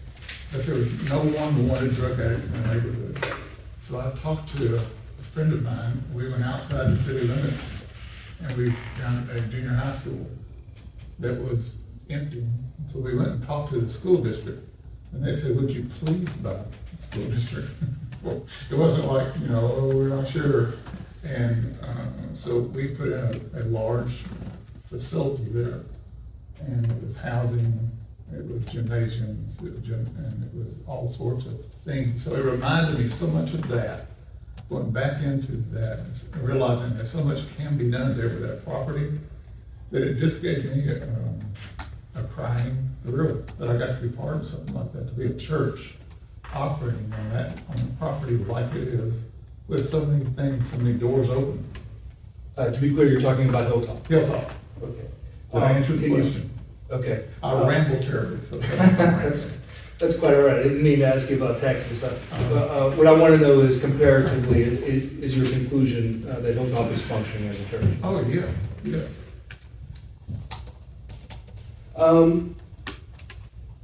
Do you have an official corporate role with Hilltop? Yes. And what is that? I serve on the board of directors. And when were you asked to serve on the board? It was mentioned to me last year, and then I had a crazy year, things, and we talked about it, and then finally this year, I said, yes, I'll do it. And just recently, I think actual papers were signed. But I was in agreement to be on the board, but the actual signature took place in the last couple of months. Do you know how many board members there are? I think 3. Have you been to any board meetings yet? I've been to board meetings, and some of them have been Zoom, and they don't do FaceTime anymore. That's what I said. Now I have to learn how to do Zoom and WhatsApp. So, yes, I will. Okay, and do you know whether Hilltop is organized as a Florida nonprofit corporation? Yes, it is. And do you know whether Hilltop has a filed corporate purpose? Yes. I'm going to ask you in the exhibit book in front of you to turn to Exhibit EE. It's going to be behind Z. Correct, behind Z. All that about. Yeah, EE.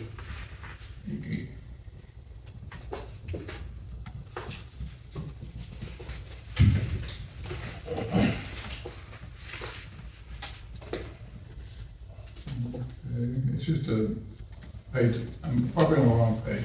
Well, the first page looks like this. Okay, yeah, that's Okay. fine. Now, if you will turn 1, 2, 3 pages into Exhibit E, we come to the articles of amendment, the articles of incorporation. It looks I like see this. it now. Okay. Okay. I'm going to ask you please to read Article 3, the purpose. Article 3 purpose. The purpose of this corporation is to engage in any activity or I'm business. going to ask you just to read slower for the benefit of the court reporter. Okay. Purpose of this corporation is to engage in any activity or business permitted under the laws of the United States and of the state of Florida, and not for that kind of profit. I don't know. Pecuniary. Pecuniary profit. The specific purpose of the corporation will be to provide worship services as a church and preach and to spread the good news of the gospel of Jesus Christ. To the extent permitted by Code Section 501(c)(3), the corporation is organized exclusively for one or more of the following purposes: religious, educational purposes in the furthering of religious pursuits in youth and adults in the community, nation, and throughout the world. You can stop there. Mr. Dunn, does that stated purpose match what you understand the purpose of Hilltop to be? Yes, it does. And does that stated purpose match what you understand the mission of Hilltop to be? Yes, it does.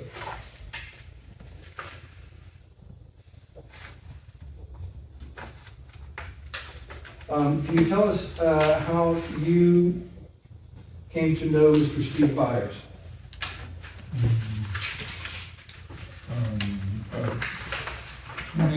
Over 20 years ago, he began to attend a church that I was pastoring in the Panhandle of West Virginia.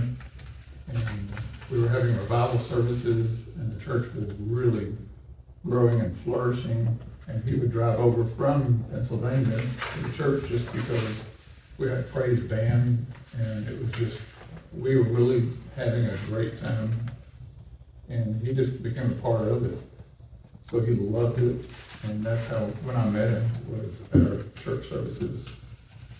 And when was the first time you visited Hilltop?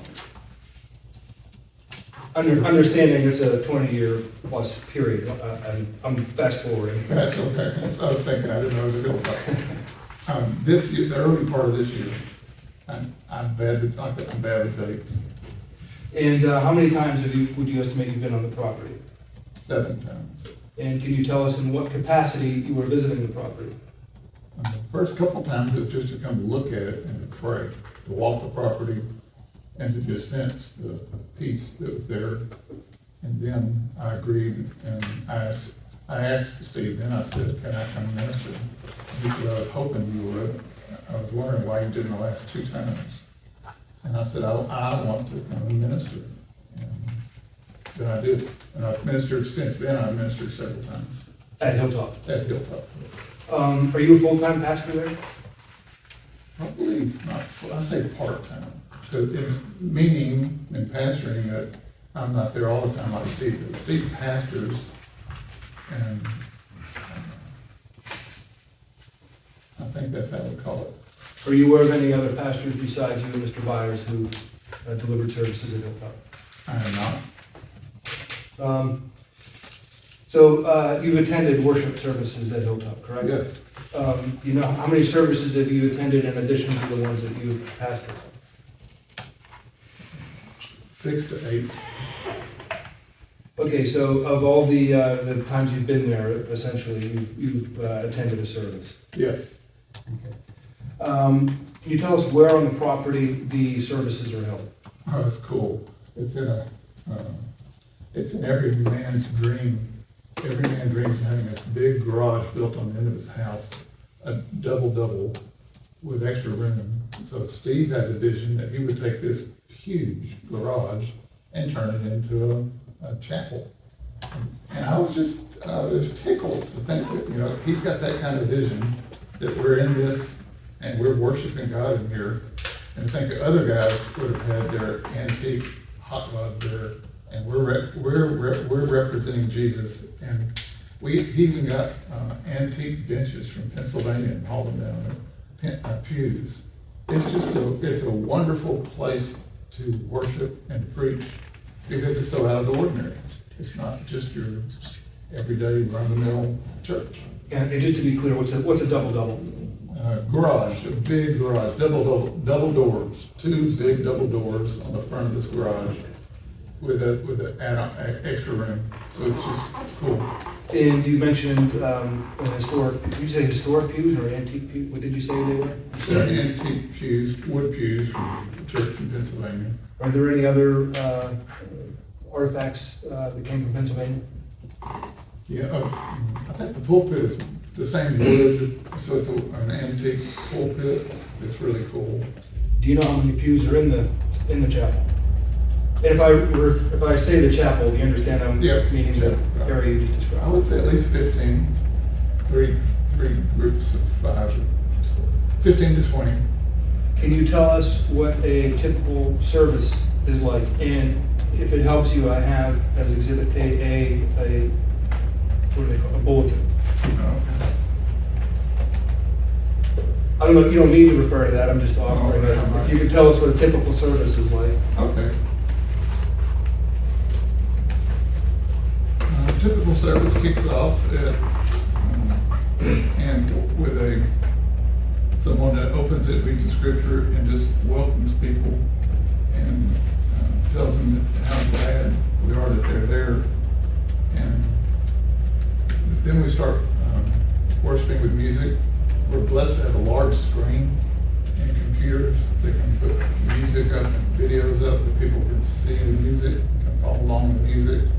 And I like loud music when we worship, not just because of my age. I like loud music all my life, worshiping. So a lot of worship is done. Then after worship, someone introduces who's going to speak. And when they make that introduction, they'll read a scripture. And then they'll also receive an offering. And then whoever's speaking talks or I preach. And then we give an opportunity. Every service I've been to, every service I preach at, I'm going to give an opportunity for people to receive Jesus and to come into their lives. And then after that, if they don't receive Jesus to come into their hearts and lives, then we ask if there's people that need prayer. And every time I've been here, I've been one person that said they need Jesus, but they didn't really, they just were broken down and just need to repent. But people come for prayer we've had I've seen great things happen, but just praying for people that are mighty needs in their life. As we pray for them at the conclusion of the service. After the service, then there's fellowship. Mr. Carter, I'd like to raise an objection that I know this isn't a court proceeding, and I can't have the sidebar, but if we could have the sidebar outside the presence of the witness, if that's appropriate, I'd like to go ahead and state an objection. We can go. Sure, but we have to have it recorded, that's the issue, so. Okay, maybe better if Mr. Dunn. And I'll be quick, Mr. Dunn, this is just a procedural matter, so. Mr. Dunn, if you could just walk into the hallway while we stay on the record over here, so. I will be in the toilet. and I'll Okay, be back. that's perfect. I'll come in that hall over there. Not talking too long. Nope. Okay. Oh, well, you don't have to go. Yeah, if you want to be where the microphone is right in front of you, that might be the best. Okay. Thank you. All right. All right. Mr. Ignacio, you Yes, have Your an Honor. objection to this testimony? I just allowed this line of questioning, and I'd just like to object on relevance. This is becoming outside the scope of what these proceedings are about. There's nothing in dispute about, the church goings on. We have made no allegations related to any alleged worship activities under the barn, and none of this testimony is relevant as to any of the allegations that we're proceeding on in this case. So, due respect to Mr. Dunn, I just believe this whole, and I'd like to assert an objection as to the relevance of this whole line of questioning, and also related to his testimony thus far. And that's all I wanted to get on the record. Go ahead, Mr. Furman. Mr. Carter, to the contrary, the county has put the religious use of the property at issue. They put on at least 3 witnesses who said this is not a real church. Our defense is that this is an institutional use, the entire property, including the RVs.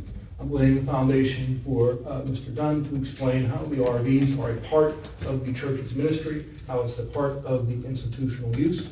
Mr. McCoy testified that he essentially did no investigation into whether there was a religious use or a religious purpose for the RVs. When he also testified that when somebody called on behalf of HILLTOP Christian to say that this was a religious use, he essentially blew it off because the guy claimed to be a millionaire or a billionaire or something like that. So quite the contrary, the county did put the religious use of this property at issue with its own witnesses and challenged that the church is not a real church.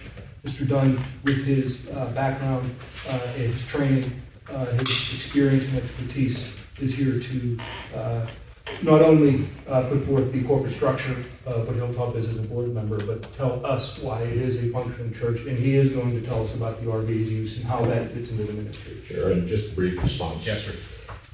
I can't, the county can't help what the witnesses say. I believe any allegation by or any statements by the witnesses so far about what they claim this church to be real or not wasn't any question on my part. I don't recall asking any questions implicating or doubting or asking about anything about the church services going on. They were just simply asking. To the extent they claimed that this is not a real church, that's not something that we elicited or asked for information. So, which is why the basis of any of the testimony thus far related to the church activities going on there, again, is irrelevant. All right. I'm going to rule the objection and let Mr. Dunn continue with the defense that Mr. Furman has raised. Sure. Go get him. I'll pause the record for just a moment here. I wasn't sure.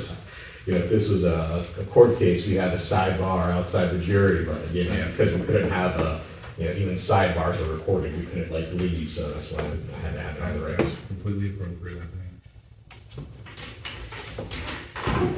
Okay, Mr. Going back, I'll bring us back on the record here. Thank you, Mr. And- Dunn, for Sure. We are back on the record. allowing us to do it like a courtroom. Yeah, it's the same. You're already sworn. Okay.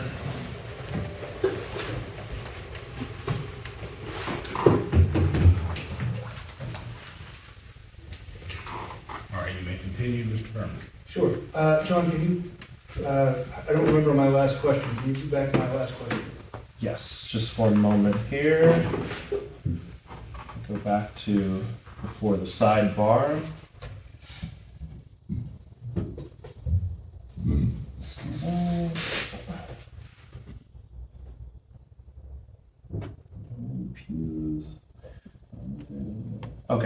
It was,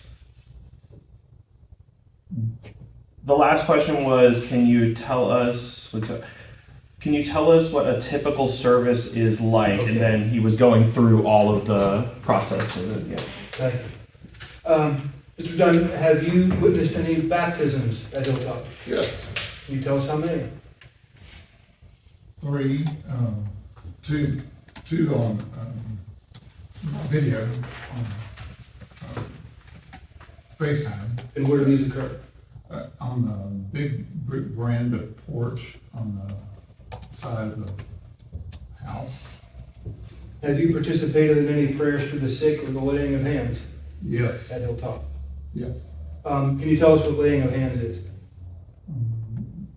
Jesus taught in the New Testament to lay hands on the sick and they recover. And laying hands is different people, some people put both their hands on top of your head and other people just touch. I'm just one that touches or just takes by hand, lay hands on people. And it's a transfer of anointing. Can you tell us, on average, or do you have an idea of how many people attend the services that you attend, that when you've been there? It's been 12 to 24 in that range. And do you know whether those services are open to anybody who wishes to come? Yes, they are. And you're aware that there's a gate at the beginning at the entrance to the property, Uh-huh. and that there's a lock on that gate? Yeah. Is the gate unlocked on Sundays? It's amazing how many people don't know how to use a gate, don't know how to use a chain, don't know how to use a key, don't know how to use a lock. But yes, it's, Are there people at the services who reside on the property in RVs that you're aware of? yeah, Are there people who attend the services who don't reside on the property in the RVs? yes. Is anybody, I'm sorry, scrap that. Other than the Sunday services that we talked about, are you aware of any other regular gatherings at Hilltop? A lot of gatherings, Friday nights, there are gatherings, and the ones I like the most when they start a fire, a big fire, and just talk, fellowship, and then play, and if I'm there, I want music and at least sing one song together, just because. And where does that occur? Wherever on the property is safe, wherever it's been raked and wood put up, so that don't have to notify the volunteer fire department. How is is all of the property used for religious purposes? Yes. And could you tell us how?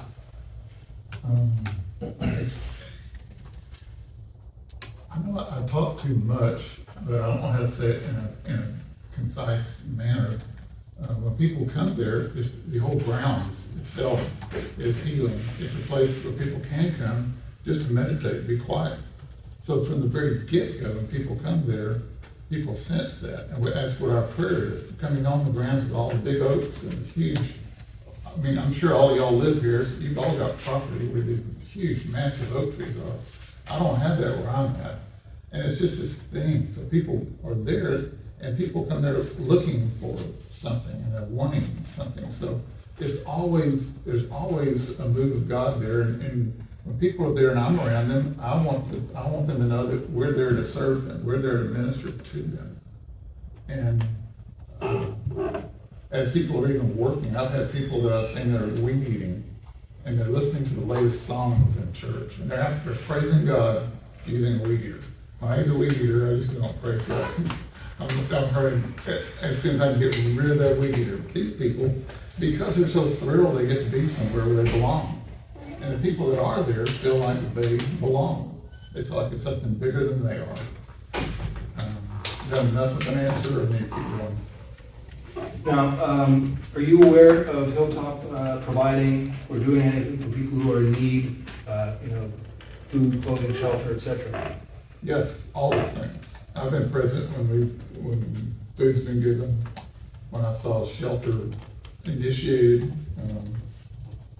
and I'm aware of, and talking to people, and just sitting and talking to a mother that has small children, and her crying, and telling him that she appreciates the fact that she gets a place to stay with her little girls. And so that's, to me, that's like, that's the call of Christ.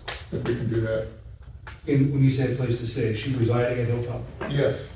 And are you aware of others being housed on the property? Uh-huh. Are you aware that some of them don't pay anything to be housed on that property? That's my understanding.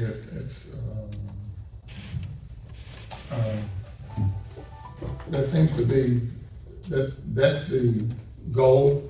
But there are some people that do pay, but I don't get it. Steve runs that and I don't want to be involved with it. Other than if he asks me for oversight, or if he says, would you look at this with me, then I would. But he manages that. And most of the people, I would say, by looking at them, some of them don't have work. I mean, I know they're not paying, but there are some people that are coming in and out that they probably are. And some of them don't pay money as much as they talk, as far, my understanding is, they talk to Steve about just trading off labor. If they do this, this, and this. So I think it's just, because it's a church, we don't have to have a serious rate to rent something or live somewhere. Does that make sense when I'm saying all that? It does. And when you talk about pay, do you know Tom Golden? Yes. Do you know if he makes any payments, donations, or tithings to the church? Tom tells you everything he is, everything he knows, every time he sees you, and he'll tell you twice. And as far as I know, he pays something, but he doesn't call it, he doesn't say I pay anything. He just says, I get to give here. And so I've heard him preaching to two of the people on the property, you need to, he said, I don't tithe. He said, I find a place that I believe in and I give. Now I have heard him say all that, but he talks a lot. Have you seen, okay, so have I asked you already whether you're familiar with RVs being located on the property? There are RVs on the property. And have you seen people who live in those RVs attend worship services? Yes. And have you seen people who live in those RVs doing work on the grounds, mowing, clearing, etc.? Yes. In fact, is that somebody you were mentioning before with the weed eater? Yeah. Were you referring to somebody who's staying in the RV? Staying in an RV. Do you consider the RVs on the property to be a part of the church's ministry? Yes, it is. And can you describe for us how? It's a place that people that are what I would just call down and out and not sure what to do with their lives. They have a place that they can come for solace, for a period of time in their life, where they come there because they've been pressed and pushed, and they come to a place where they're not pressed and pushed. That's the best way I can say it. I will represent to you that there have been witnesses in this proceeding who asserted that Hilltop is not a real church. Do you agree with that? Objection, speculation relevant to that question. I withdraw the question, Mr. Clerk. Okay. I offer Mr. Dunn for cross. All right. Good afternoon, Mr. Actually, good morning, Mr. Dunn. Good morning. You testified that you were a board member, correct, of the church? Yes. Who were the other board members? I don't have their names in front of me, and unless I write stuff down, I don't get names really good. Have you had any? Have you attended any board meetings related to Hilltop? By Zoom. Okay, and then how many other board members are there? On that Zoom, I think they said everyone was there, and it was 3. Okay, and you can't name one single one. Mm-hmm. Okay. As a board member, have you ever considered any or looked at or reviewed any of the finances of Hilltop or anything related to finances for Hilltop? One time I looked through it was a monthly chart of what needs to happen for Hilltop. Just the amounts that need to come in just to support ministry. Do you have any knowledge, or have you ever seen any documents related to any monies that were received from the RVs being parked there? Do you have any knowledge of where those monies went to? I have no knowledge. Do you recall whether Mr. Byers or anyone at Hilltop did any sort of accounting with regard to any of the monies received from the folks paying for the RVs? I haven't seen any of that type of accounting. No. Okay. Also, you testified and you were asked questions regarding whether there were people who were there worshiping a part of the church that were that had RVs there. Do you recall? Yes, How do you know that they were RV residents? because I went down there and walked them around them and met them and talked to them and helped them. If they had a tractor they were trying to pull out of the shed. I'm not a big help, but I coach them along and tell them, you can do this. And I try, and if I'm there, they don't cuss as much. In all, how many, in your church services and the things, how many RV residents have you met there? At least half. When you say half, what's that number? If there's 12, 6 at least. Okay. I know I'm speculating, but I don't really have a firm count, but at least. Sure. Has Mr. Byers ever discussed with you the Jefferson County Code proceedings or code enforcement proceedings today? Not in those words, no. He just What words did he use then when he discussed these proceedings with you? He just said we have to find a way just to show what we're doing and why we're doing it. And that's, Before today, did you receive any instructions or guidance from either Mr. Furman or Mr. Byers as to the information that you're providing today? no,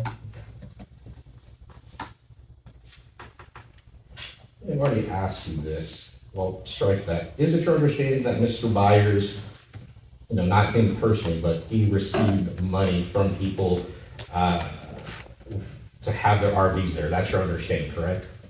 say that again, please. Yeah, that was a better question. So is it your understanding that Hilltop Inc. or Mr. Byers on behalf of Hilltop received monies from people who had their RVs there?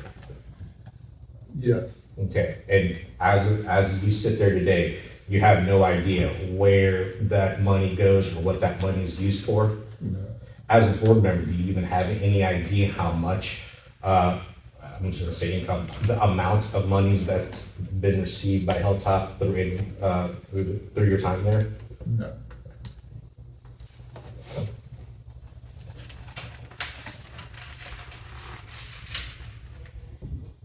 I can answer that question further though. No, you can't. Thank you. That's all the questions I have. Thank you. Do you have anything on redirect, Mr. Furman? No, Mr. Carter. I have a question, Mr. Dunn. You said that you're aware of RV residents attending worship services. Yes, Are you aware of any RV residents that do not attend worship service? there are some that don't attend because the guys that do come, so they'll say things like, I'm trying to get, old Chris to come, and I stopped by and told him, I said, and I always just say, did you offer to buy him a Dr. Pepper? He'll come. And so the next time they said, we offered him a Dr. Pepper, he said, that'd be the case.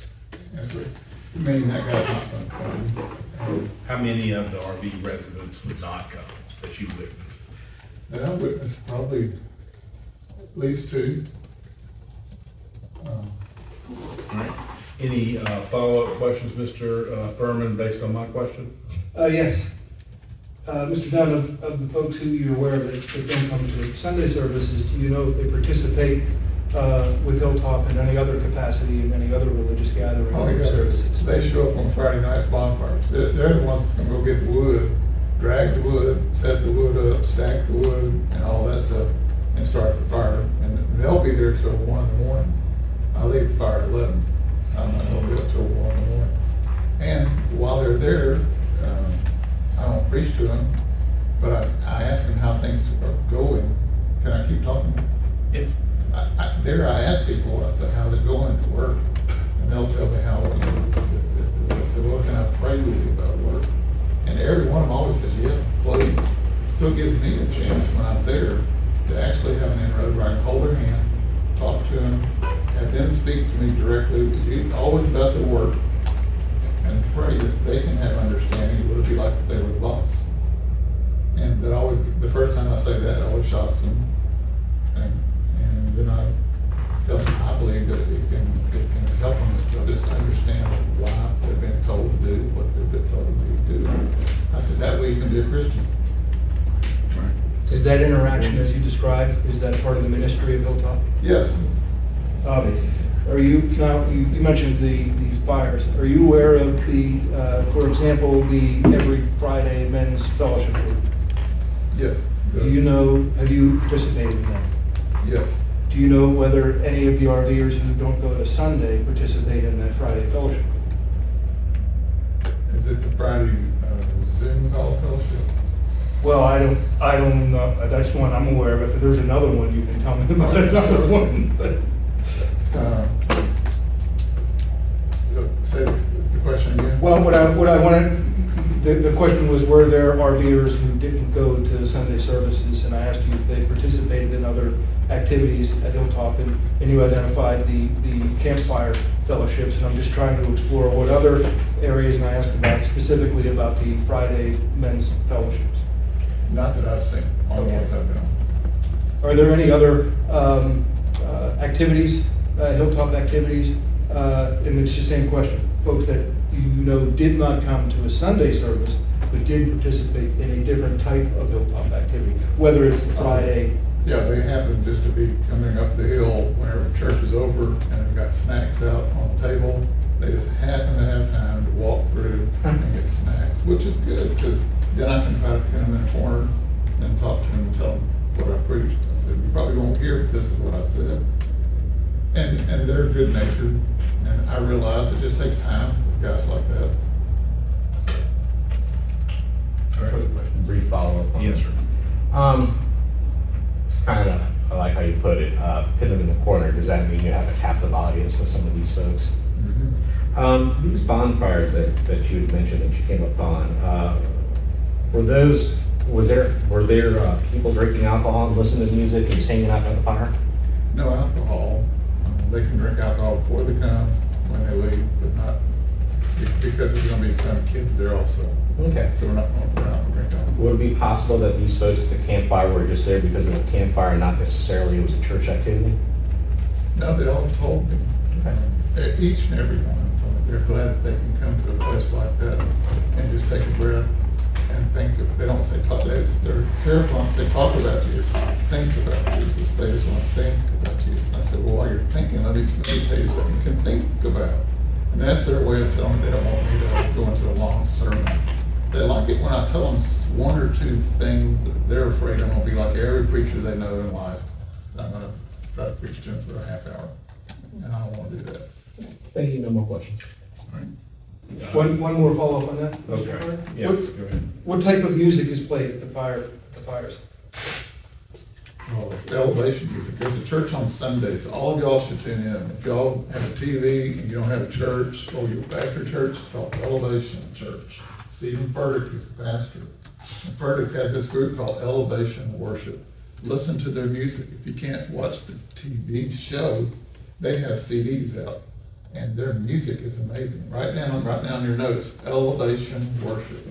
We put their songs on because it speaks to people's hearts. It talks about loss, it talks about victory, it talks about victory in Jesus in a new way. It's exciting, and everybody there just really gets into it. And then Pastor Steve always takes requests, and then he wants to play this old-time music from the early 2000s. And it's all just, it's Christian music, and a lot of times when I'm there, we might end it with one secular song that's a real popular song that's gonna go in something, but 99% of the music is Christian music. Anything, Mr. McNeil? No. All right, got it. All right, Mr. Dunn, I believe you're finished and you can be excused. They told me if I do this, I can preach too. Okay, well, we'll take a break and let you go. Thank you, Mr. Dunn. All right, thank you. I'm glad I got to talk about Hilltop. Thank you. The air. Free to leave. Yes, sir.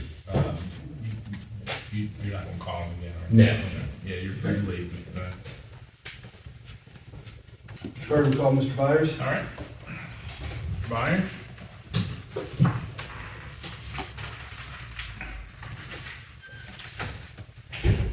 you would, raise your right hand. Do you swear or affirm that the testimony and evidence that you will give today in this proceeding is the truth, the whole truth, and nothing but the truth? I do. Mr. Byers, can you please state and spell your name? Steve Byers, Stevebeyers. And can you tell us what is your role with Hilltop Christian Fellowship? I'm the founder and pastor of Hilltop. And going forward, if I refer to Hilltop, you understand I'm referring to Hilltop Fellowship, Christian Fellowship. Correct. How long have you been the pastor at Hilltop? Pretty much played a pastor role ever since we created it, helping people and guiding them for a mission and a purpose. But I became officially ordained in May of 2024. And who did pastoral services before May of 2024? We had Pamela Andrews and Susan Gill and occasional guest speakers. Would one of the guest speakers include Mr. Dunn? Not before 2024, he came in 2026. When was Hilltop founded? In May of 2021. And can you tell us how it came to be founded? Yes. I've always had a heart for speaking about the Lord, and used to do that all the time anyways, whenever I had an opportunity of people come around me. Particularly it was at our home in Honey Farm that we operate in Delray Beach, Florida, in Palm Beach County. Circumstances involved in our lives where we came across this property. I'm glad to get into more of those details, but once we had this property acquired, we were in a 1-year kind of rent-to-own financial agreement to then close on the property a year later, and that was from August 2020 to August 2021. So in sorting out what to do with this blessed, awesome property, our family pretty much decided, hey, the COVID world didn't fall apart, we don't need a rural retreat, we're happy where we're at in Palm Beach County, and we didn't want to move up here. Did a lot of diligence into that to make that decision, but once we got to that point, we're like, well, what do we do with this wonderful, blessed property? We already had plans unfolding to do praise and worship concerts and venues there already, because it was such a great property. And we just decided, well, why don't we go all in and we'll just form a church and do a church with this property and dedicate it to the purpose of the Lord. So we formed the church, and the church purchased the property. Basically transferred the intent to purchase it into the church. Okay. I'm going to ask a bit of a long question because I'm going to try and shorten the answer. Pastor Dunn, or Mr. Dunn, testified earlier that he met you in West Virginia. And as a part of your calling, can you tell us, can you just describe for us succinctly your path to becoming the pastor you are now? Well, I would call that a testimony. And testimonies can come in all different lengths and detail. But to tie that in with meeting Pastor Dunn, a neighbor had invited me and suggested that we go to this church that they were going to. And so I jumped in the car with them and went to this church, and it was just simply amazing. This was in the mid to late 90s. Great music, great ministry. And I learned shortly thereafter it was an outpouring of the Toronto Christian Fellowship anointing. And the Toronto Christian Fellowship anointing was an outpouring of the Brownsville anointing that was started in Pensacola, Florida. And so there I was, listening and just receiving ministry, and the anointing fell on me. Basically, I couldn't control my laughter. And I was a pretty serious businessman back then. But I found myself just slithering off the pew and lying on the floor laughing for 15, 20 minutes at a time, and I couldn't get myself up. Consciously trying to move, and I couldn't.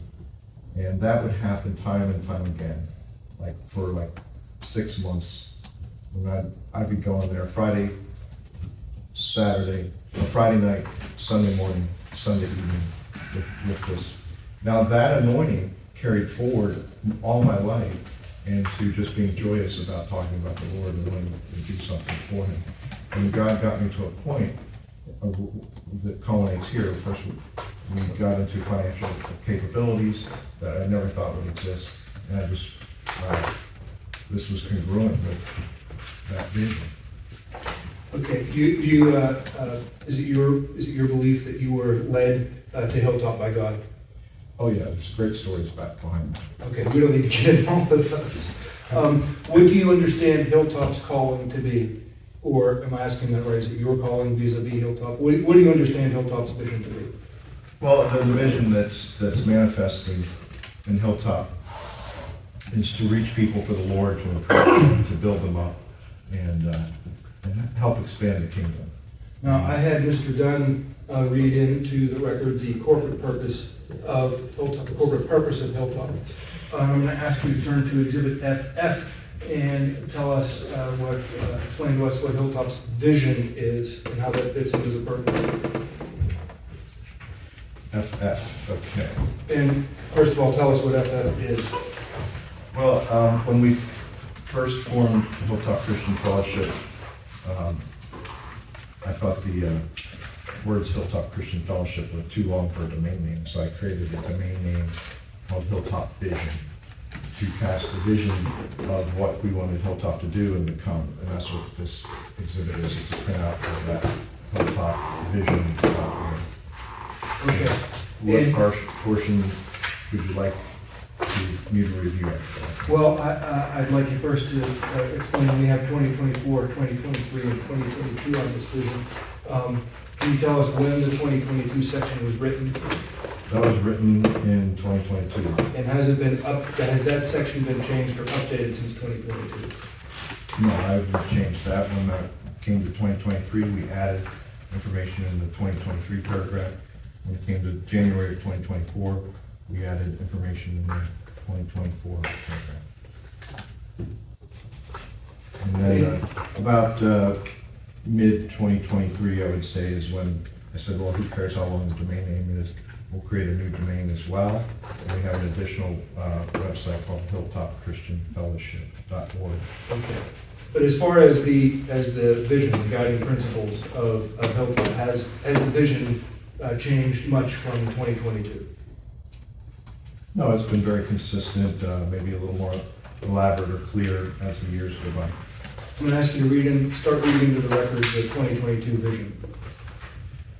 2022, the vision reveals the building of an amphitheater venue at the base of a hillside as a natural setting for outdoor concerts and community events.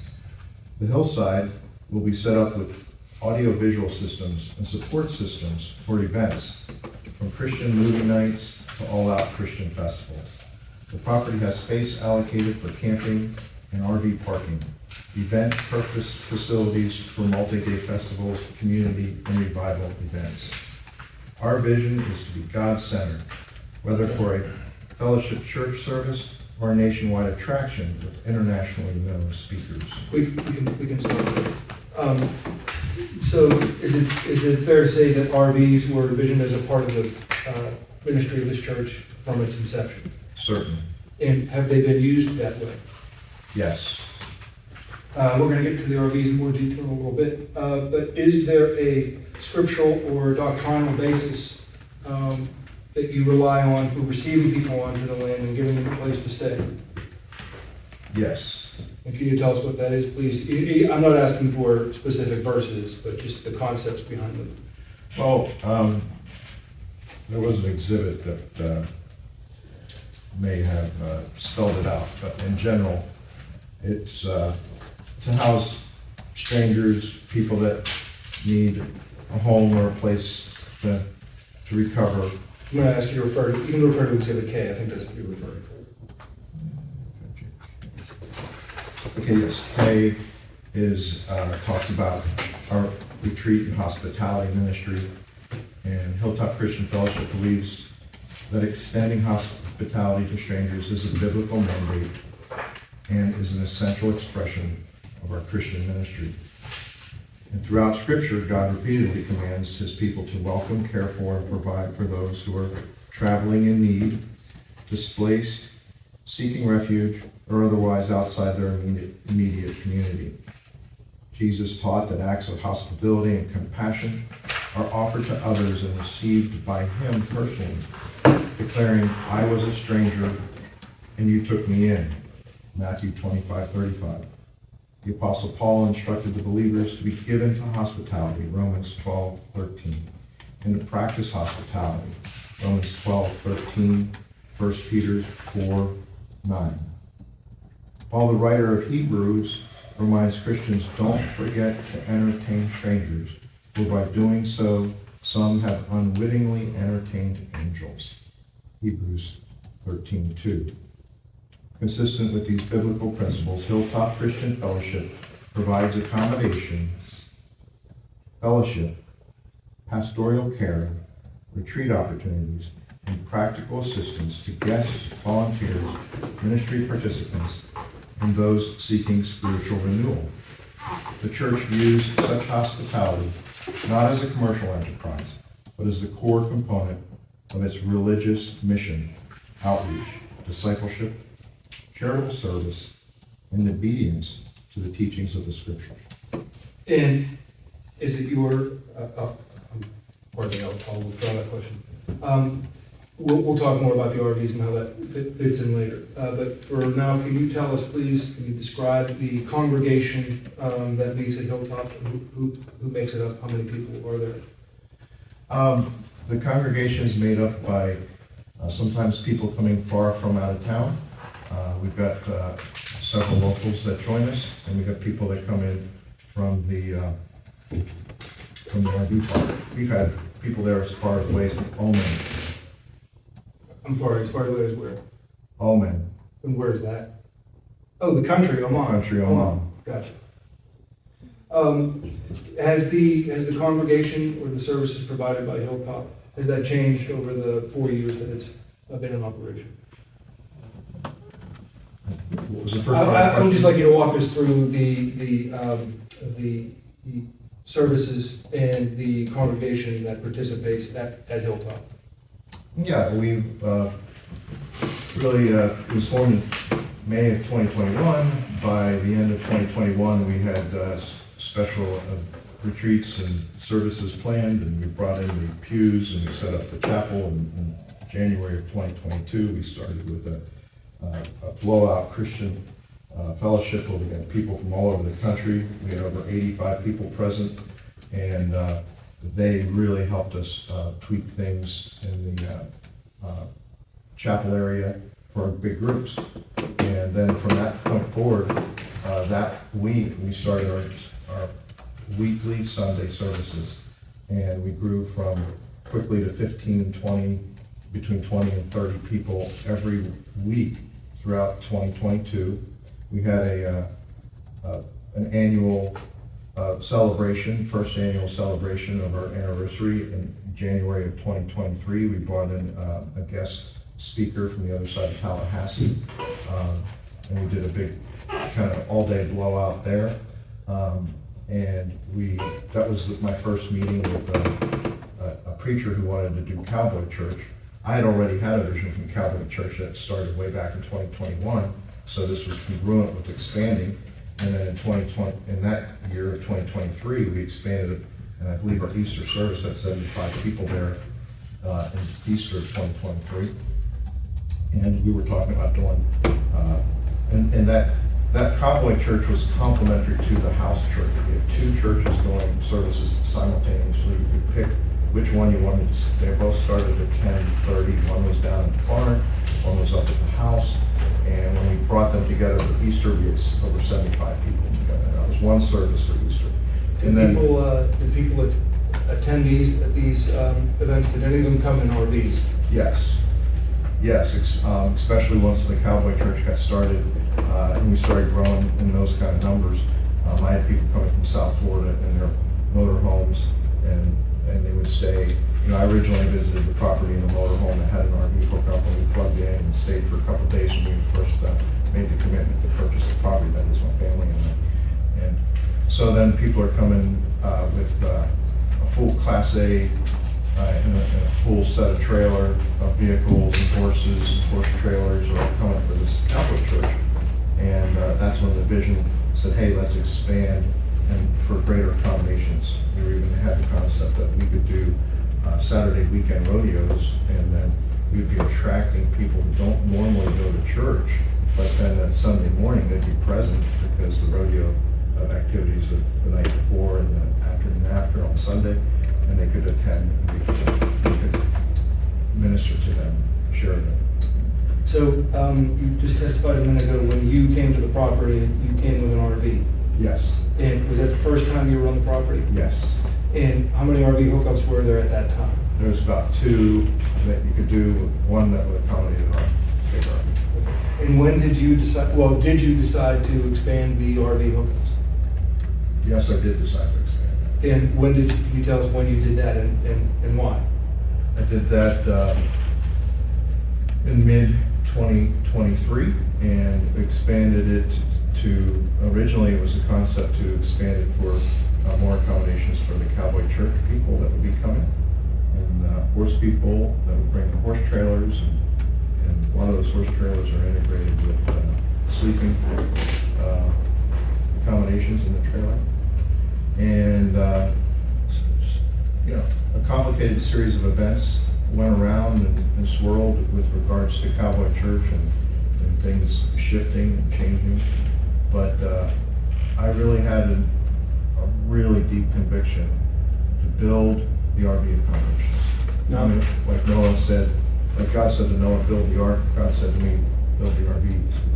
And I said, we're broke. We're really just struggling hard to make every payment that we need to that's required for the mortgage, the utilities. Where am I going to come up with this? And I felt directed to find what it would take. We had PVC pipe on the property left over from the previous owner. We had, so I looked up the electric, I looked up the plumbing, and I had every single part outlined into an Excel spreadsheet and with links to purchase it online. And that total came to a little over $5,000. And I went to bed and I said, Lord, if you want me to do this, you're going to have to provide this. And the next day, I was prompted to call Paul. Paul had visited the property. He was part of the church service on his way, but he lives in Pompano Beach. And so I called Paul, and he's asking, hey, what's up? How's this going? I says, well, this is what I'm trying to do. Is let's get together for lunch. We went to a Cracker Barrel, and by the end of lunch, he wrote me a check for $5,000 to do this. And I was like, wow, this is God's affirmation a second time. I'm not just making this up. And this is the kind of stuff that, I don't know, you hear people talk about that you really don't even believe, but now it's happening to me. And so we pursued that. Before you go further, the $5,000 and the amount that you need, that was to create the more RV hookups? Yes. And was your intent to create an RV park or a commercial park at the time? No, I knew it would be something that would support the ministry, and because, even though the cowboy preacher moved on, it didn't mean that we couldn't get another cowboy preacher in there. In fact, we had somebody come in from Arizona that was very Christian-minded and wanted to be a part of doing that. And their parents had attended the cowboy church, and that person's parents actually is a pastor and founder of a church right down the street from us in Delaware Beach. So this was like, hey, God's going to use this for something. I wasn't really clear. Like, Noah probably didn't realize what was going to happen as far as the flood, but he was told to build a boat. And so that's where I was. Okay, and did you in fact build RV accommodations? Yes. And who was the first person to use them after you expanded them? Was a fellow named Marcel, and he actually helped us complete it. So in, I think it was June or July, I had all the materials delivered. My son and I went to work, and in 3 days, we put together everything but the final connections for the park in July. And then Marcel, then we went on our family vacation. We had already scheduled to go to Montana to Glacier National Park, but Marcel calls me just as we're departing, and he says, Steve, I'm in this horrible situation, can you help me? And I had ministered to him about 5 years earlier and led him in him receiving Jesus Christ as his Savior. It was very sincere because he had been going through a family separation and divorce. And that was my ministry to him 5 years ago, and now he's running through this problem again. I says, where are you? And he's like, well, I had to pack up my mini trailer mobile home, and I left Pittsburgh, I'm in Ohio right now. And I said, well, why don't you get on the road and meet us up in, it was the Dakotas, and, I don't know, it was Illinois, and he met us in Illinois, and then he caravaned with us for another week or two, and then all of a sudden he's like, I gotta get back to Pittsburgh, and he rushes back to Pittsburgh, and we're up in Montana, we're continuing our way back to finish out our trip, and he calls me a week or so later and says, Steve, I need help again, what happened? And he's like, well, I attempted suicide in front of a police officer. I attempted suicide by a police officer, and they put me in a psycho ward, and I need help, and I need somewhere to go. They won't let me out. I said, I've got somewhere to go. And I said, well, you're going to HILLTOP, and we're gonna minister to you. So get out, get in your car, we'll meet you at HILLTOP, and you get there. And so he arrived 3 days before we did, plugged in to, and sat there and waited for us, in his RV for us to return. And then Marcel actually helped me complete the final connections. It took another 2 or 3 days to complete the final connections for the RV park, and that was at the end of August, beginning of September. And Marcel was the first person there. Marcel ended up going to our church services at HILLTOP that Pamela was conducting, and I was there with him by the time I got there. And he got baptized, because I knew this time, I'm not gonna let it get away. And he got saved the first time, and this time I'm gonna get him baptized. I know the power of that. He's being baptized in water, baptized in the Holy Spirit, just prayer. And then he said, well, I'm gonna go back to Italy. If I can briefly. Hold on just a second. Yeah, it's just an objection. I mean, I know this is not a court proceeding, rules of evidence, but, you know, I've just been letting it go on, and I believe it's just kind of gone beyond due process, that everything that Mr. Byers has been stating regarding this gentleman, Mr. Marcel, is all hearsay evidence, and it's moved the court, moved Mr. Carter to strike or not consider that hearsay evidence. Okay, response. Yes, I would have got most of that out in more questions in smaller parts. Mr. Buzz hadn't gone on, but the point of the testimony is the first time the park, I'm saying park, but the first time the RV hookups were used was actually not for a rental, but for a real, actual ministry purpose. Somebody who Mr. Byers personally said it fits his mission. What he said before was his vision, what his calling was, and it's using it that way from the very first time. Overrule the objection. We are getting far afield with Yeah. Mr. Marcel. I'll pull it in. and brief that, but I would overrule the objection for now. Well, just That's it, we're done. He objected and you finished talking, or, I don't know, Well, in the middle of a question. the objection was overruled, and I'd like to finish Oh, okay, the whole fine, truth okay. and nothing but the truth. You're right. Because the whole truth was be cut short right there. Marcel ended up going back to Pittsburgh, and it was a glorious testimony to the effect that we can have on a life. And he got back with his wife, he's not suicidal, got his life back in order again, and just a wonderful story. About 2 weeks later, maybe 10 days later, I get a call, or a Hurricane Idalia comes through the area, and I get a call from FEMA, which is another story. If you want to ask questions, or I can continue. Well, yeah, I mean, let's do a question answer, not a narrative, Mr. Byers. So let Mr. Furman ask the questions. All right. Okay,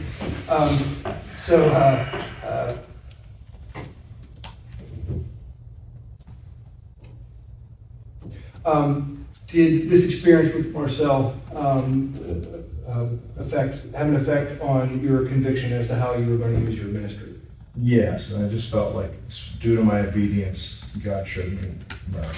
And who were now Marcel, you said, helped you finish some RV hookups, right? Yeah. Who were the next people to come use RV hookups? The next people was the FEMA disaster victims that had been displaced because their homes were destroyed in Hurricane Idalia. And did you view this as a part of the church's calling and your mission? Yes. Again, objection on this line of questioning related to the FEMA issues. Again, we're here on the code violation and the relevance of this, anything to do with FEMA contract is not relevant to our case, Your Honor.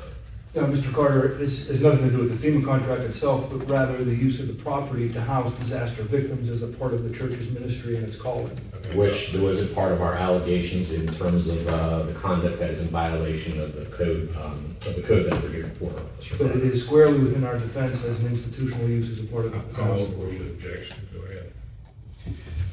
Yeah, so I get this phone call, and this guy says, we're trying to find places for people who've had their homes destroyed and they're displaced, and they need housing and shelter. Do you have any spots available? I'm like, having spots available? It's never been used yet, except for Marcel, who had come and gone already. And it's all available. And he says, we'll take them all. And he said, do you have more space? And I said, yeah, we can allocate more space. We even explored greater than those initial spots, but they then took all those initial spots. And that was an amazing purpose for the church, because these people came in and they attended church services, they had children, the children created church services, and as you have even documented in the 2023-24 vision, in that Hilltop vision exhibit I was reading from, we had a youth program. I led the youth program, and these, from the ages of like 10 to 16 were attending from the FEMA RV park. There was one spot that by the time FEMA, got on the game on, that had allocated to another family who came to be part of the church, and their son was also part of our youth group. Okay, so essentially, how was the church fulfilling its mission through FEMA residents? Well, we're sheltering the needy, providing shelter to people who had lost their homes. Okay, now I'm gonna back up a minute here. I'm gonna ask you to turn to Exhibit X in the folder in front of you.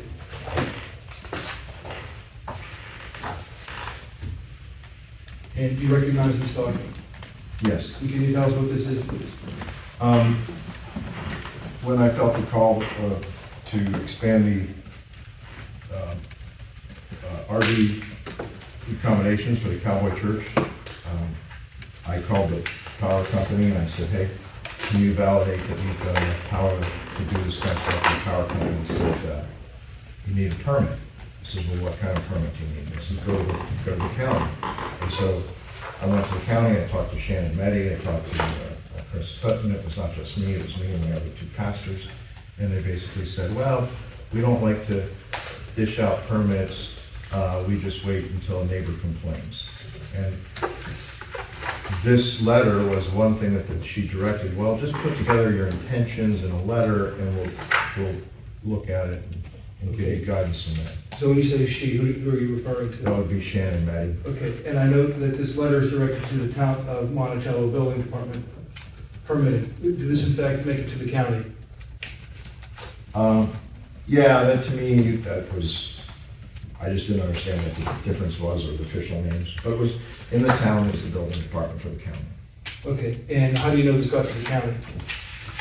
Because Eric, our pastor, hand-delivered it with a check, or two checks, from our treasurer at the time, and his name was Lynn, and along with a permit application. And did you have a documented in some, I found an old text message where we were talking about doing that. Okay, and did you have a discussion with Sharon Meddy from the county about this letter? Yes.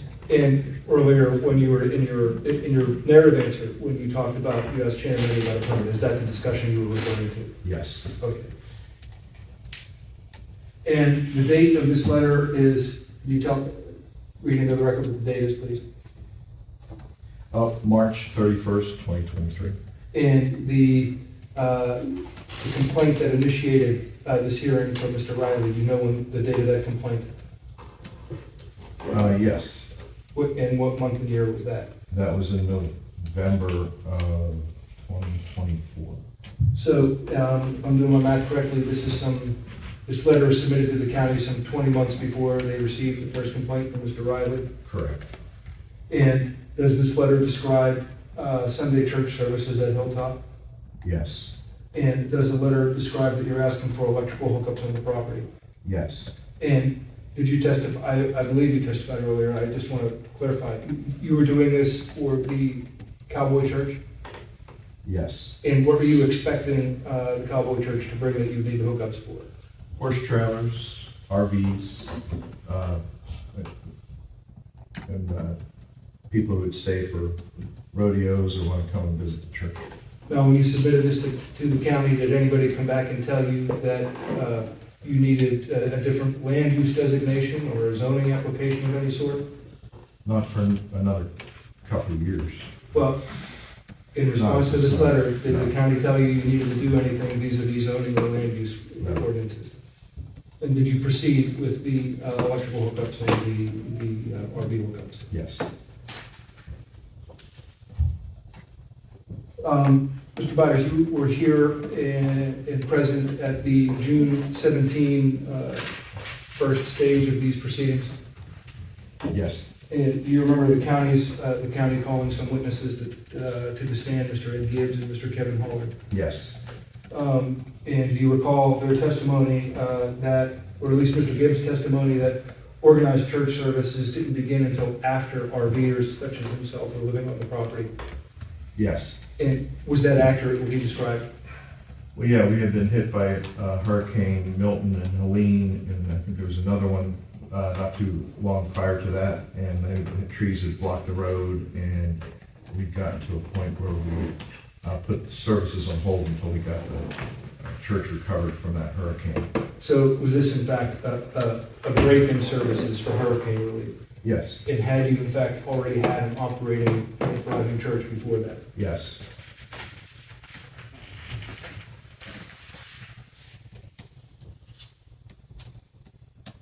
Okay, and I already asked you about the first person who you allowed to stay on the expanded RV hookups, but in the time that you were there, from the first time you came to visit, until you got the notice of violation, or until the expanded hookups were done in 2023, can you tell us were there any other RVs that came and used the property?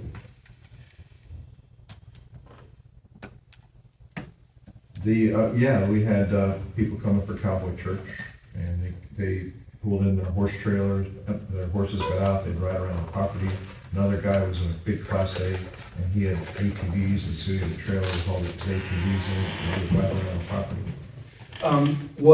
Now, can you tell us where on 113 acres the RVs are located?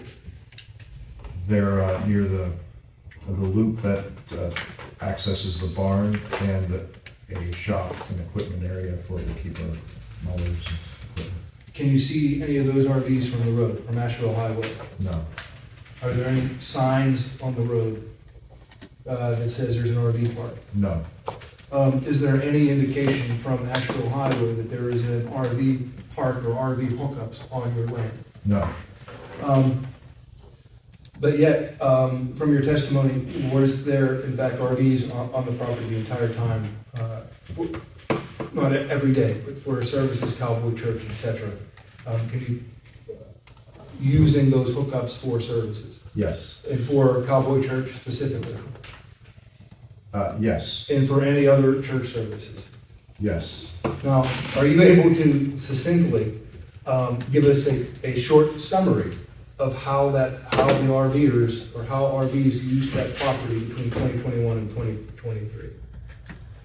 And if it's nothing beyond what we just asked, It say was a handful of visits, and, you know, sometimes the Cowboy Church would go on, and I wasn't even there, other times I am there, but so I can testify that when I was and was not there, people would come up in their horse trailers and ride around the property. And when I was there, I was hosting a guy in his Class A that had ATVs. He rode them around the property, he came to Cowboy Church. he also came to the main church up at the hill as well. Now, did any of those folks pay any rent or remuneration to use those hookups? No, they made donations, as far as I understand, to the church services. And one guy ended up donating equipment, What kind of equipment? ATVs. And did anybody give you any notice of violation for any of that use? No. I'm going to ask you to turn to Exhibit BB.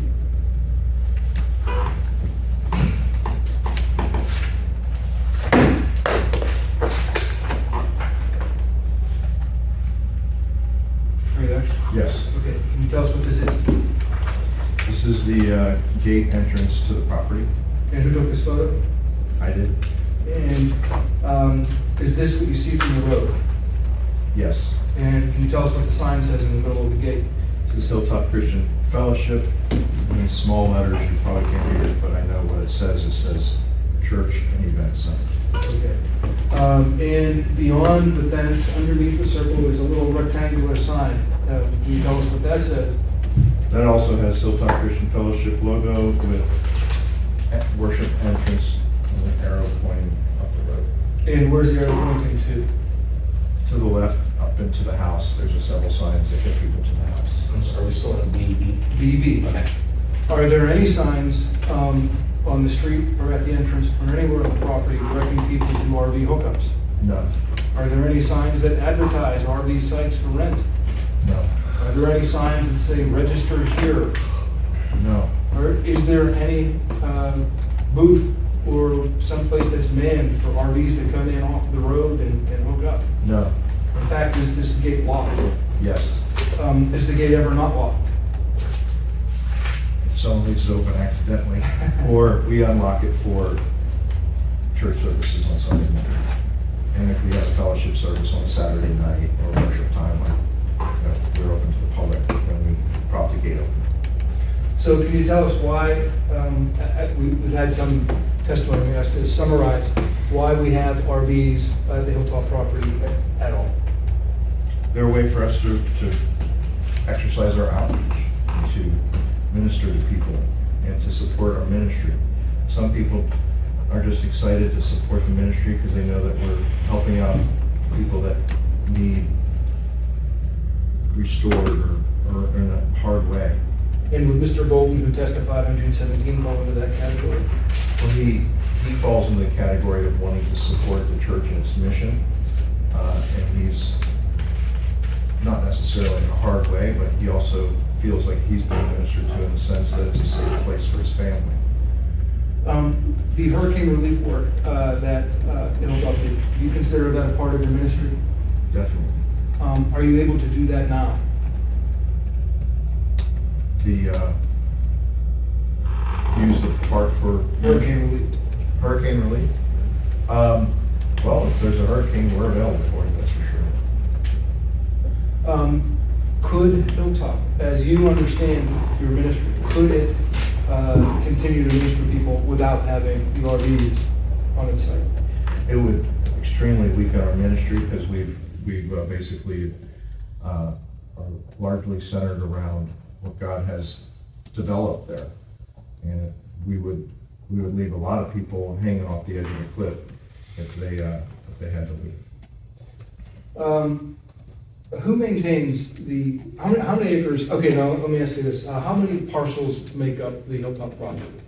4, And how many total acres are there? a little over 113. And how are those 113 acres maintained?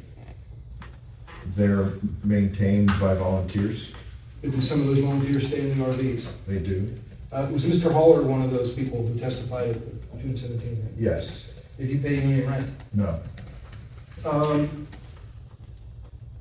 Can you, now, we had some testimony earlier from Mr. Dunn, but can you tell us whether people who stay in the RVs participate in the life of the Hilltop congregation? Yes. And can you describe how they do that? Well, they always get a text message when we have an event or service or a fellowship or planned fireside fellowship, for example, bonfire, and they choose to come or not come. And if they don't come, I often follow up with them, but I also am sensitive to their, where they are in their life and their readiness for that kind of activity, whether it's church. And some people who didn't come in initially end up coming later. In fact, we just had one this Sunday that I was really glad to see there, and he finally at a point where maybe he had the time or the heart to come to the church, and we really got to bless him. Okay. Do you consider the RVs to be separate from or part of your church ministry? It's part of our church ministry. I'm going to talk now, focus your attention on some of the witnesses we had at the last hearing. We'll start with Mr. Gibbs. You recall that Mr. Gibbs testified that under his stay there was no written lease. Yes. Was there a written lease? No, there wasn't. You recall Mr. Gibbs saying there was no fixed term to his stay? I do. Is that true? Yeah, it was open-ended kind of monthly. Do you recall Mr. Gibbs saying that he voluntarily contributed a $500 monthly donation to the church as a pledge? That, and he said it was another $150 for a shed. And you recall in County Exhibit 32, we don't have to go to it now, but you recall that he wrote in his emails to you that the county produced that he was volunteered, that he was there to voluntarily help with upkeep of the grounds and supporting the vision and fellowship of Hilltop. Yes, and in the first week or so that he was there, he did run the mower once. And in that email, did Mr. Gibbs also agree to support the vision and fellowship of Christian Hilltop Fellowship? Yes. And you recall that I asked Mr. Gibbs if the religious language in those emails or how you regularly communicated with Mr. Gibbs? Yes. And did you communicate with him in writing and orally? Yes. Is that how you communicate with everybody? Yes. Was Mr. Gibbs, now, the monetary contribution he made, I don't recall whether he called it a pledge or a promise, but did he make that regularly, pay that regular $500 a month payment? Yeah, it actually came from his partner, Heather Green. Did he ever not make that payment? No, he always made it. And did you ultimately ask Mr. Gibbs to leave the property? I did. And why did you ask him to leave if he was making regular contributions? Well, because his behavior wasn't congruent and his attitude was detrimental to Hilltop. And I basically said, hey, our season here seems to come to a conclusion. Many times I invited him to Christmas service, to Easter service. His Heather Green, who was his partner, never came. He never came. He wanted to buy some property and seemed to be pretty upset that we weren't selling him a parcel, one of the 4 parcels, which was kind of an odd request. But and he started to get into more of a mocking attitude about the church and telling me that we should have a steeple if we were a real church, and it just got into, kind of caught me off guard, but then I had to stop and reflect and realize this isn't healthy, and I realized there was a lot of gossiping going around, and he was accusing other people in the park incorrectly, and I just thought that this is not congruent, it's not healthy for the church, and I needed him to move on. Now, did you have a conversation with Mr. Gibbs before he brought his RV to Hilltop? Yes. And can you, in that what was the purpose of that conversation with Mr. Gibbs? That was to make sure that, he knew our situation, who we are, what we are, what the circumstances were, and that he would be comfortable with all of that, and that we're a church, and this is going to help support the church and help recover us from the hurricane, deferred maintenance of the hurricane. And in that conversation, did he represent, consistent with his emails that were County Exhibit 32, that he would support the vision and fellowship of the church? Yes. And did it actually work out that way? Well, at first, he helped mow, and, his finances helped, contributed to the recovery of some critical things that we needed to recover from. But at a point, it doesn't matter how much someone gives, if they're gossiping or critical, or in his case, practically mocking what we were doing and having a lot of incorrect gossip going around, it was no longer something that a financial contribution would justify. Now, after Mr. Gibbs left, are you aware of any complaints that he made or filed? Yes. Can you tell us about what you're aware of? Well, he circulated an email and then he posted a complaint on the internet, and the complaint on the internet screen captured the email and displayed who he had sent that email to in the CC field, and that included various departments at the state and federal level. Did that email and those complaints accuse you of criminal activity? Yes. Did any criminal investigation happen, or were you charged with anything? No.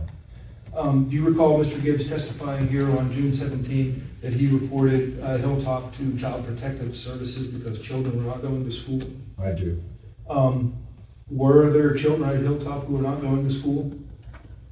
If they were too young, they didn't go to school, but those of school age went to school. And how do you know that the school-age children went to school? Because I was involved in various discussions on them getting on the bus and then having to navigate the locked gate. And we discussed how there's a person door versus a vehicle door, and we can just, use that. And then there was often discussions about supporting the mother and helping these children get home from school when the mother might be at work. So through your own personal participation and knowledge, you were involved in getting the children to their buses from Hilltop to go to school? Correct. Okay, I asked a question about Mr. Haller earlier. I'm going to ask a few more about him. You recall that his testimony is that he didn't pay you anything, but instead he was going to clear storm-damaged trees from the property. Yes. Now, is that a typical kind of an arrangement for people who hook up their RVs on property? Not when I visited RV park. Well, okay, typical for Hilltop. Oh, typical for us to, work with someone that can help in the maintenance of the property and get the trees cleared up? Yes. Yeah, I'd be glad to have that. And you started to answer a different question, but I'm going to back up a minute. You mentioned before going to Montana and Dakotas, et cetera.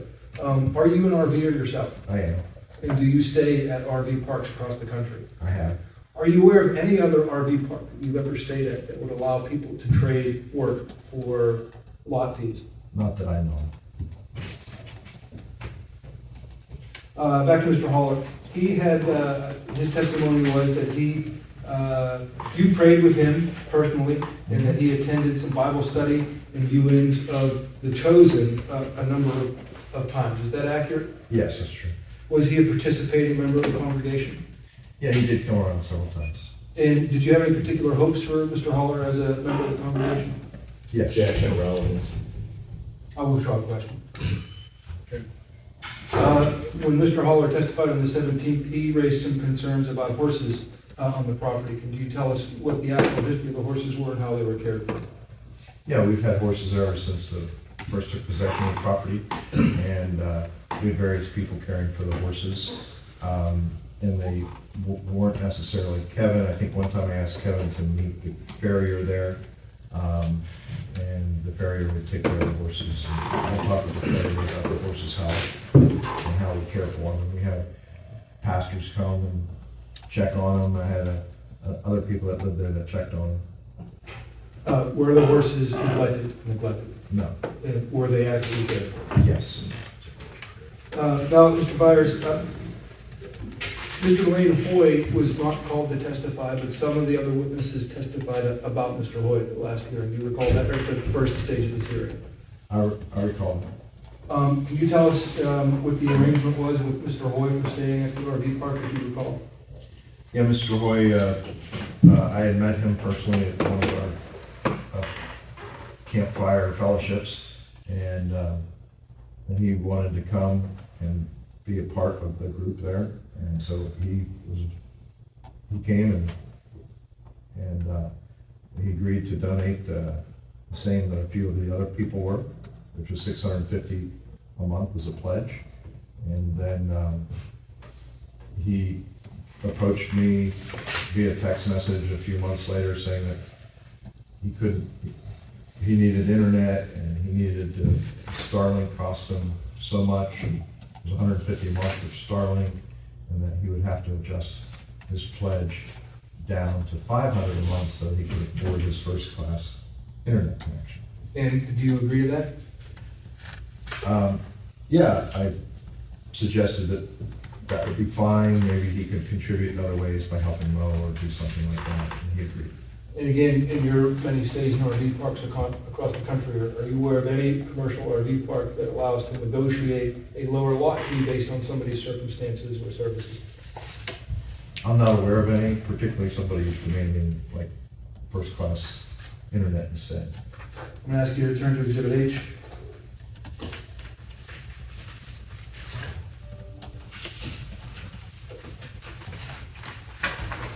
Okay, I'm there. And can you tell us what Exhibit H is, please? I'm sorry, before we go on, just housekeeping. I know when I did my exhibits, I submitted the whole binder and accepted it. How are we doing yours? Are you gonna admit as you bring it, or are you gonna admit it if I'm? Yeah, that's fine. Well, frankly, So far, he's just identified the exhibit. He's not Correct. offered him the data. I don't know that I'm gonna use all these.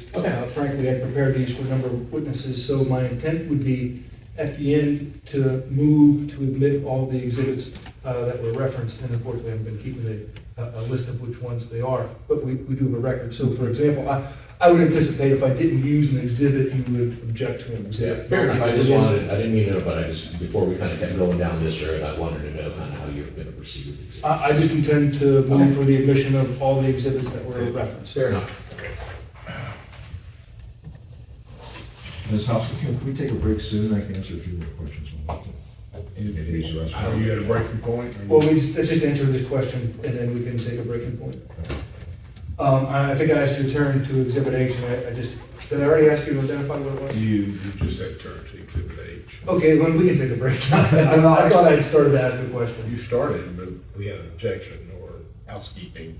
Okay, Not objection, housekeeping. well, let's get this one in since we're halfway through it already. Sure. Can you just identify what Exhibit H is, please? Exhibit H are various printouts of the text messages between myself and Lane Hoy. And I'm gonna ask you to turn to the third page.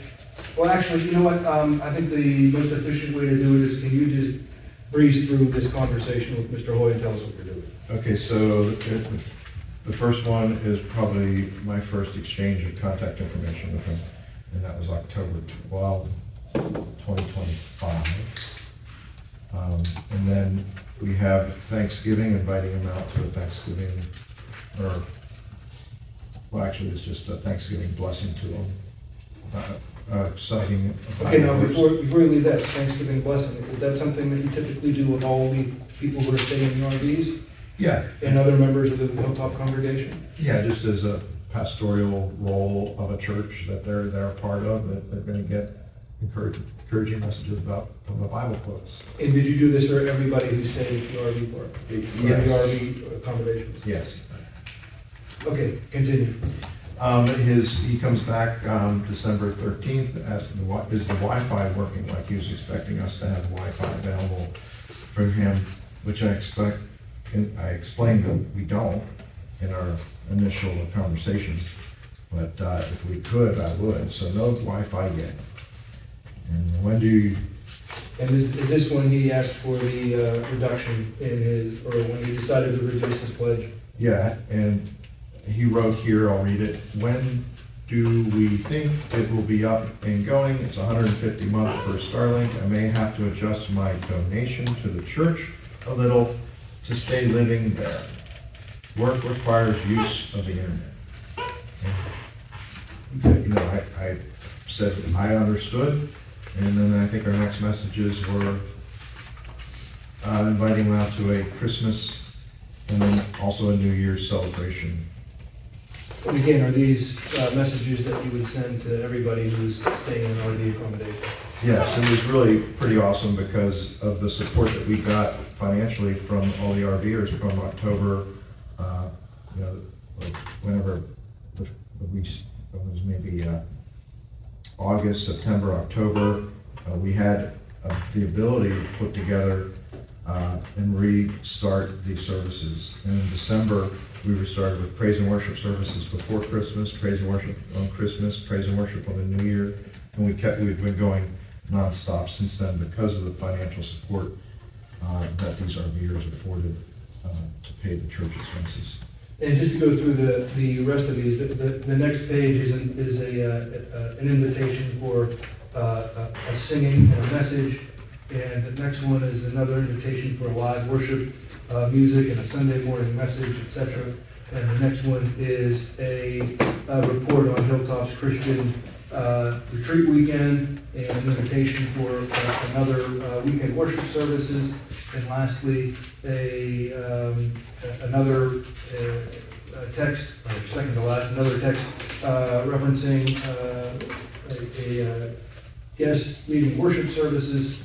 And last, an invitation for a group fellowship phone call. And my question is, are these texts typical of your communication with folks who are staying at RV accommodations? Yes, and if I may explain something on the page right after the New Year celebration. Okay. We have Mickey and his wife coming to sing and give a message on productive rest tomorrow. That was in January. He knew who Mickey and his wife were, because Mickey and his wife found us through our RV accommodations. And he's an ordained pastor out of Rodney Howard Brown's church in Tampa, and his wife leads worship. And so they said, you know, hey, this is really congruent, and we developed a relationship, and he became a guest pastor, and his wife, after attending church for a weekend or two, and he would return, he would stop in when he was traveling through the area. And one time, he calls me up and is traveling through the area, and I say, hey, you want to do church? And he led as a guest. His wife sang, and he led as a guest pastor. And these folks you're talking about, Mickey and Jumdy, did you do that?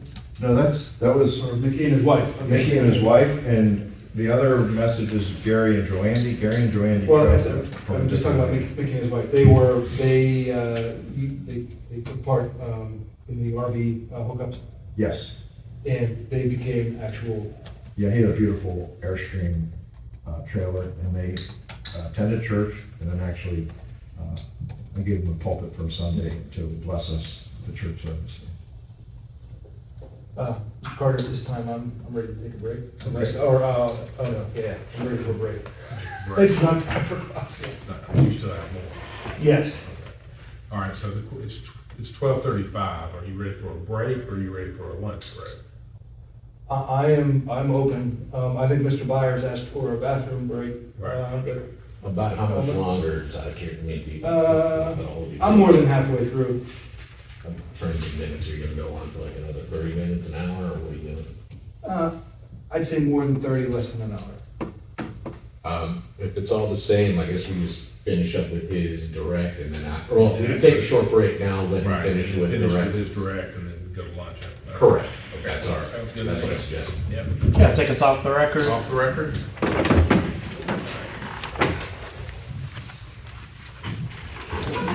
Name Hilltop. And you recall also at the June 17th hearing, Mr. McCoy testified as to some expired or some incomplete permits. Yes. And you also recall at the time that we attempted to locate some of those permits on your laptop. Correct. I ask you to turn to exhibit P. Yes.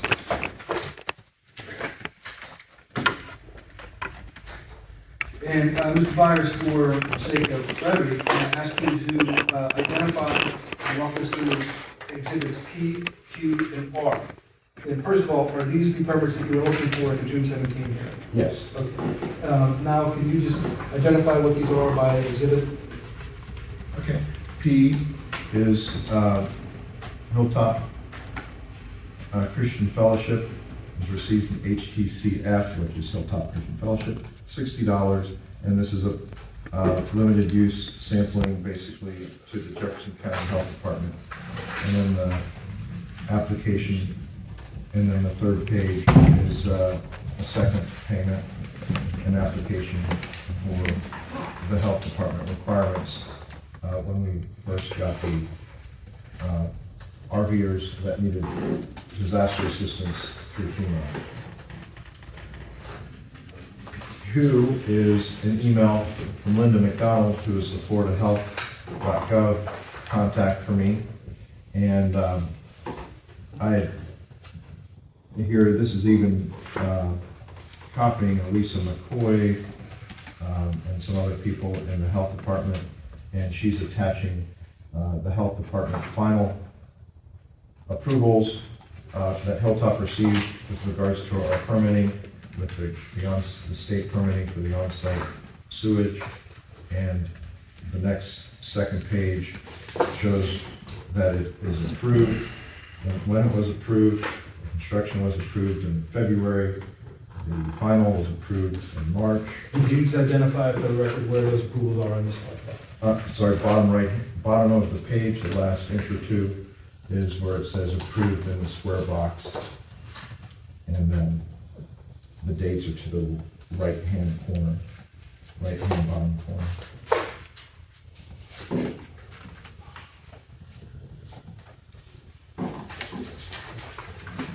And then there is a second, because we did two permits, the second permit was also just a different number that was approved with the same two dates.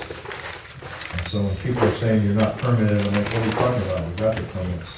And then R is another one with the county health department will take an operating permit.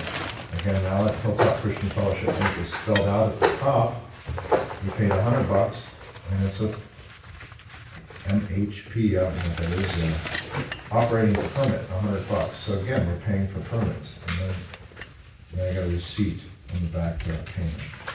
Now, you also recall McCoy testifying that you came back to the Emergency Management Department in 2025 to reapply for updated RV park septic permits in August of 2025. Here, I'm going to jump to this line of questioning with regard to this. Again, it's far left field, and I'm also going to object because, as I mentioned earlier, there is a lawsuit going on here that has been filed that may relate to this. So I believe this is some sort of effort to elicit some testimony or anything related to that lawsuit. So that's. Mr. Carter, I'll get.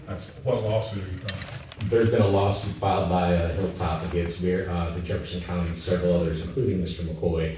And again, without getting too much into it, these are issues that I believe were raised in there that are far, far from the level of this case. We haven't presented any evidence that any of those permits have any bearing on this. Again, we're just going to go for the limited scope of operating an RV park on this property. This, again, anything related to his contacts with FEMA, obtaining a FEMA contract is not relevant to whether or not such activity that we're alleging occurred on this property. So with that, I just want to object on this line of questioning. Any other questions related to FEMA contracts and getting FEMA RVs? Again, it's not in any relation to the allegations in this code enforcement here. If the permitting is not part of what they're seeking a violation for, why are you offering? My recollection. I'm sorry to interrupt, because with the permitting, these don't have anything to do with operation of an RV park. These are, from my understanding, looking through, this is permits, health department permits, and permits related to a septic tank, which is not part of anything to do with the code enforcement hearing. My recollection is Mr. McCoy testified on the stand that these permits were expired and not operating, or not valid, or they were not valid, they were expired, or they weren't finished being done. He himself put the permits at issue and said that they weren't there. So we were going to look for the actual ones. Now, if the county wants to stipulate that this isn't a part of it, if they want to withdraw those exhibits and all that testimony, okay. But as of now, we have a record. I'll overrule it for that reason. Go ahead. Okay.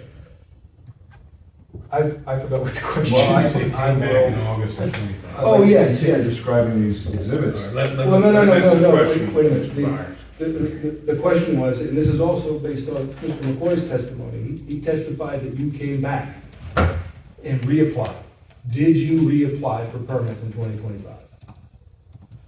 No, they were just, the health department contacted me and said, your annual inspection is due. We'd like to schedule an annual inspection. And that was, and then I talked with Linda McDonald, and we met, and she said there was questions about I told her, I don't think I ever got my final write-off. I know what happened. And she went and did some research, and in her email, she emails me the final inspection, because I missed it in my own paperwork and follow-up. And she says right here, as promised, please see the link below for the application. What exhibit are you referring to? Yeah, again, Mr. Carter, we're a little bit, we had this issue with another witness who was essentially looking at exhibits that haven't been admitted and looking through and testifying, and I agree. so, It's on any questions and then correct. answers and an opportunity to object, so. And I'm just been observing Mr. Byers sometimes when he's testifying, I'm just telling what I observed, looking down at the exhibit books. And again, it's inappropriate to be answering questions with making reference to the exhibits that haven't been presented as evidence here. All I want to know, Mr. Carter, and my only question is, Mr. Byers, was when Mr. McCoy said you had reapplied or made a new application for a new use, was that a new application? No, Was it in fact a annual reinspection by the state? yes.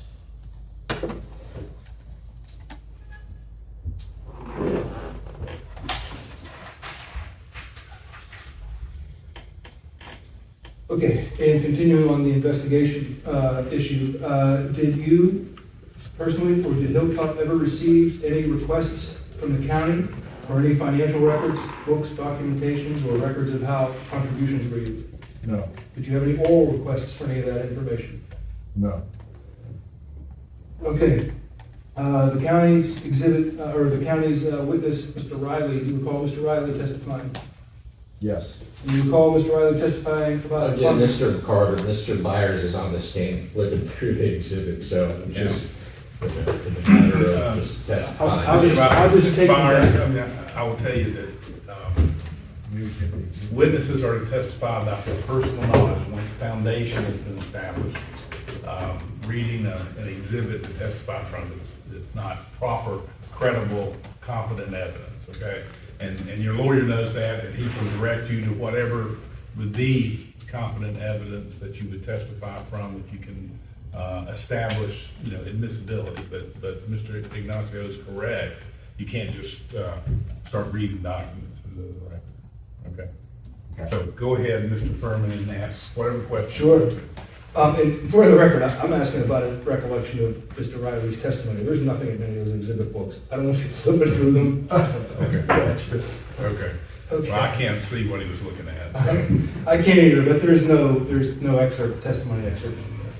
Mr. Byers, do you recall Mr. Riley testifying about an alleged conversation he had with you where you told him you were planning to put RVs on your property? Yes, sir. Did that conversation happen? No, I'm going to ask you to turn to Exhibit D.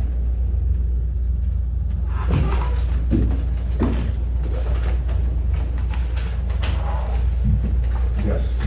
Can you explain what this letter is for? This letter was basically trying to establish healthy boundaries between Gloria and Michael and Hilltop. And why was this necessary? They had a daily routine of coming onto our property and roaming around like it was around. Did Mr. Riley also tell you that he was a preacher? Yes. And in fact, did he do a guest sermon at Hilltop? I think he did a guest Bible study. Okay. And did he ever express disagreement with the way you operated your church? Yes. Could you explain that? Well, he wanted to impress that there was only one Bible that was valid and we weren't using it, and it was his Bible was valid. He had odd things like it was important that people understood that there were 5 crosses on the hill, not 3 crosses on the hill when Jesus was crucified. We get the, we don't need to continue, just the idea that he had a different view. Yes. Okay. And did you ever have a conversation with him about your future plans of what you were going to do with the RV sites? No. Okay. Now, are you aware that Mr. Riley attended the Hilltop's Value Adjustment Board hearing on November 21, 2020? Get an objection. What's the Yes. relevance about, if you could ask the witness not to answer when I have a valid objection. again, value adjustment board, I'm gonna check on the relevance of, again, any line of questioning related to that. Again, as to the allegations in this code enforcement hearing. Mr. Carter, if I may, I have no questions about the hearing other than to establish when the complaint was given to the county. If we recall, the complaint did not have a date on it, and then it was backdated, and Mr. Riley testified as to when he gave the account, and Mr. Byers. Your question was, did he, Mr. Riley, at the value Yes. adjustment board? Yes. That's a yes or no answer. And if that, I mean, if you want to establish, are you trying to establish bias for Mr. Riley? I think I have already, and I am establishing that, but I'm also attacking the county's exhibit that had a handwritten post-dated note put on it of November 20. I don't think that's accurate. Okay, if you place him at the value adjustment board and date it, go ahead and ask those questions. Okay. Rule the objection for that purpose. Okay. All right, so let's break this down, Mr. Byers. You remember a value adjustment hearing, a value adjustment board hearing for HILLTOP? Yes, You remember Mr. Riley being there? yes, You remember the date of that hearing? yes. Do you remember what was said at that hearing on behalf of HILLTOP about the property's use? Yes. What was that? The attorney in in like witness questioning, questioned the fact that the county had redirected the FEMA residents to other RV parks and asked why, and they said, well, whatever, and then he had said, well, rather than interfering with a contract, shouldn't you have just implemented a code enforcement action? And Mr. Riley was at this hearing, Yes, and he heard your attorney say that the county should have started an enforcement action. I would think he did. And you heard Mr. Riley testify that he submitted his complaint after this value adjustment board hearing. Correct. And does that comport with what you understood to have happened at that value adjustment board hearing? Yes. In fact, our first warning letter was exactly 2 weeks after that hearing. Did you ask what date the value adjustment board occurred? I did. I missed that. It was November 21, 2024. 24? Yes. And the first, yes, it was November 21st, 2024. Okay. Mr. Carter, I need to, we do, both notices are issued, correct? Today, the 2025 and 2026? Yes, sir. Okay. Mr. Byers, I'm going to ask you some questions about the 2025 notice violation that received January 30, 2025 is the date on it. Okay. And it is, well, I don't know that I need to, well, yeah, it's going to be county exhibit number 15. I think you have that in front of you. Which number? 15. Okay. It's in front of me. Now, first of all, when we came here on June, I'm sorry, let me back up. Looking at exhibit 15.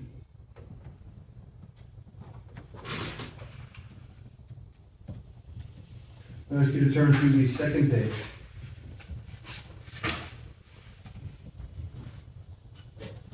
And I'll ask you to look at the section that says action requires to correct violations. Yes. And I'm going to read into the record here for you, and then ask a question about it. The second sentence says, permissible land use districts for the operation of a recreation vehicle and travel trailer parks containing less than 25 rental spaces are general commercial or high intensity, and travel trailers containing less than 25 spaces are general commercial or high intensity commercial. Did I read that correctly? Yes. Were you able to identify, now, when you got this notice, did you refer to the county land use code? I do remember looking through some websites. And were you able to identify general commercial or high intensity as any actual land use in Jefferson County? No. Now, between the county's exhibits 13 and 14, which we established are identical, there's no question about that. So between 13, 14, and exhibit 15, which of those notices did you understand that you were replying to when we showed up here on June 17th?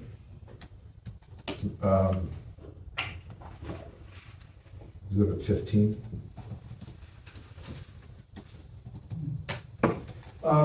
Now, exhibits 13 and 14, let's just go with 14, because they are the same.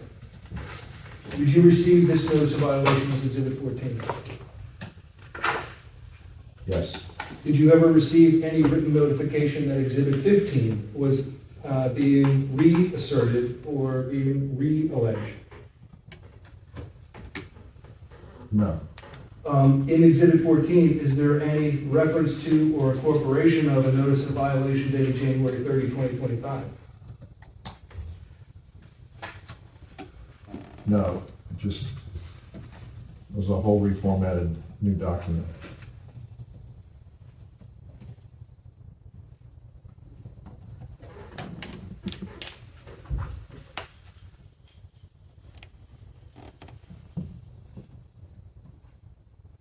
Okay, Mr. Byers, if the county's order is entered and every recreational vehicle must be removed, can you tell us what concrete effect that would have on HILLTOP's ministry? That would basically shut us down as a church and remove our ability to minister and move forward our ministry. And when you say your ministry, is that your stated mission that we referred to earlier? Yes, and it's integral to what we're doing today. We'd probably leave a lot of people in a hurt situation where we don't want to leave them that way. Who currently lives in RVs on the property or resides? I don't know how long they live there, but who are in the RVs now? Well, Tom and Linda Golden and their daughter. We've got Billy. We've got Cassie and her 4 daughters. We've got Destiny and Anthony. We've got Doug, Andy, and Karina.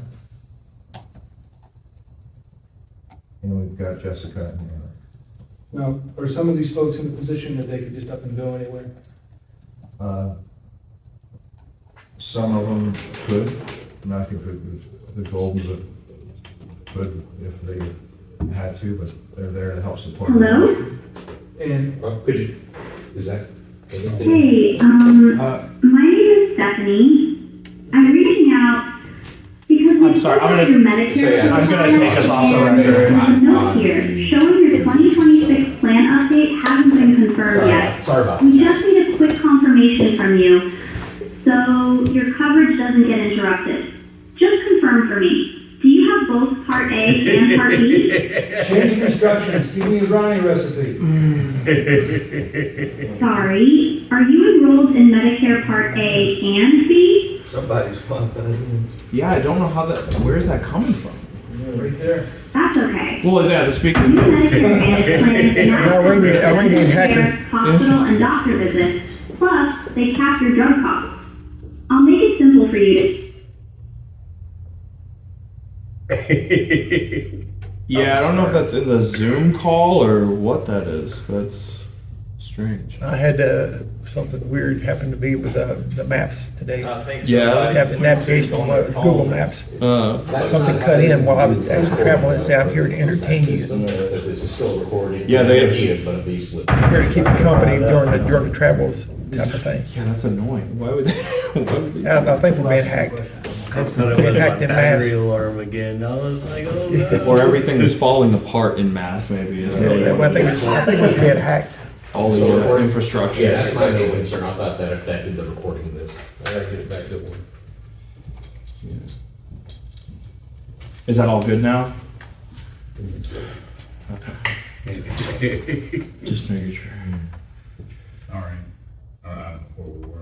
Well, here, if we're gonna get back on the record, I can get us back on. I stopped the recording because I didn't want to Just a pick few all more of it. minutes and then we can be taking. Considering the Medicare Part B coverage now. So. Okay, it's good to go back on standby. One moment, and we're back on the record after that interruption. I'm gonna refocus this here a minute. So how does hosting people in the RVs connect to Hilltop's mission? Well, we can minister to people who are interested in our church activities and supporting our church activities, and we can help them if they're hurting.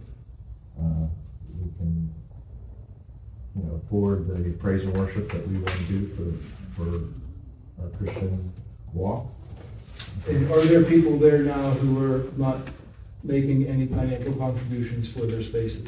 Yes, those are probably a high level ministry that would performing for those people. And what would happen to those folks if they were forced to leave?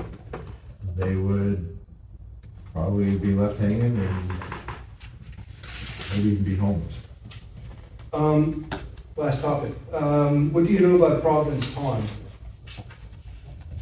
Providence Pond is the pond that we share between myself and the neighbor to the west. Okay, is there an RV park at Providence Pond? Yes. Do you know who owns it?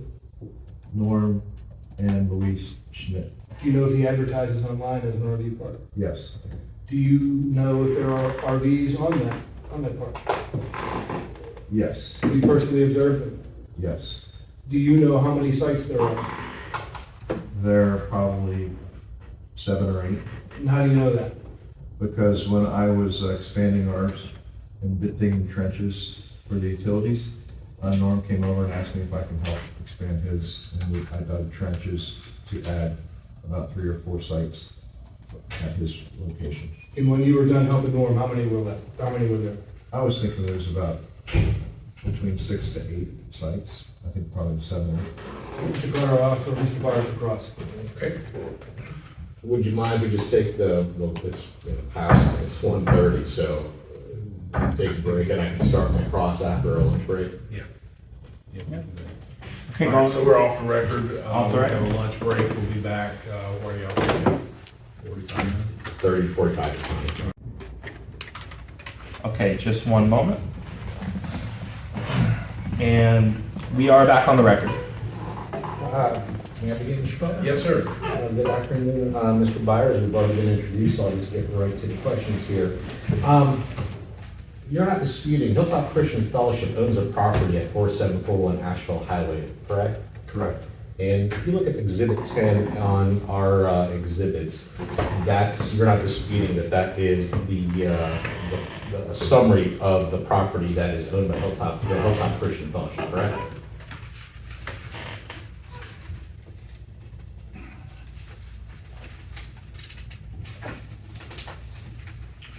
It's one of the 4 parcels that Hilltop owns. Okay, perfect.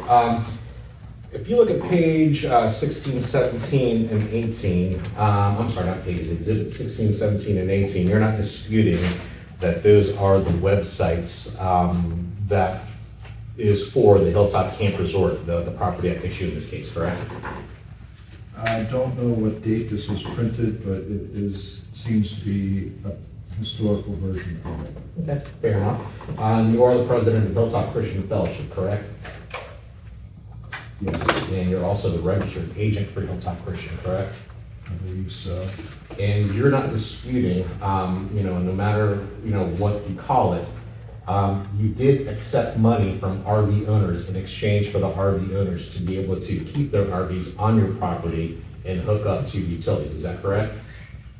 I wouldn't state it that way, no, I'd say that's incorrect. How would you state it then? I would say they made donations to the church. Correct, so, I'm sorry, I didn't mean to interrupt. They made donations to the church, and we were glad to have them as visitors on our property. Correct, but you accepted money from them, correct?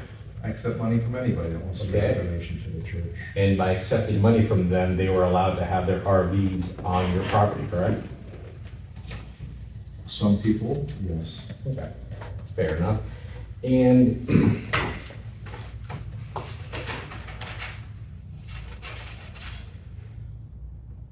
there is some discussion regarding the horses on your property. You remember that line of questioning or your testimony? I do remember some of that. Isn't it true that those horses were essentially forfeited and taken from the property? No, they were not. What happened to those horses? We gave them away. Okay. I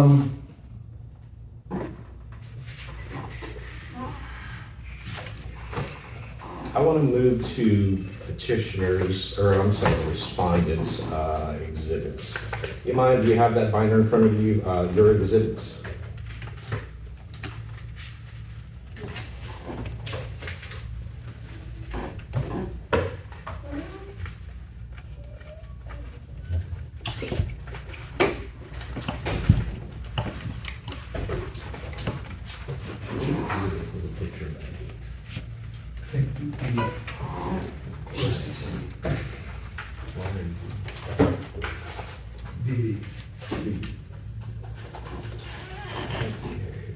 Can I ask you to turn to exhibit DB of response exhibits, Mr. Byers? Is it Delta Delta or Bravo Bravo? Bravo, Bravo. And it's a picture of the Hilltop Christian Fellowship gate. Yep. Isn't it true that that gate, as we see it now, that gate was constructed within the inn? No, that's always been there since I bought the property. So this gate, as it stands right now and depicted, this has been there since you've owned the property? Yes. Okay.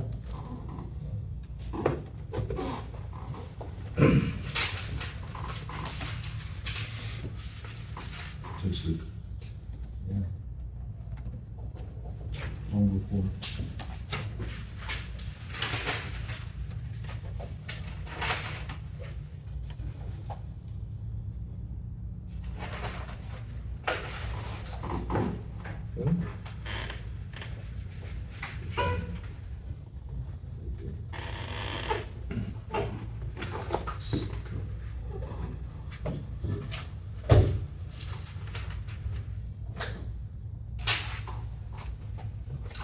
I'm going to ask you to turn to exhibit G of your exhibits. When I say your, I'm sorry, the respondents.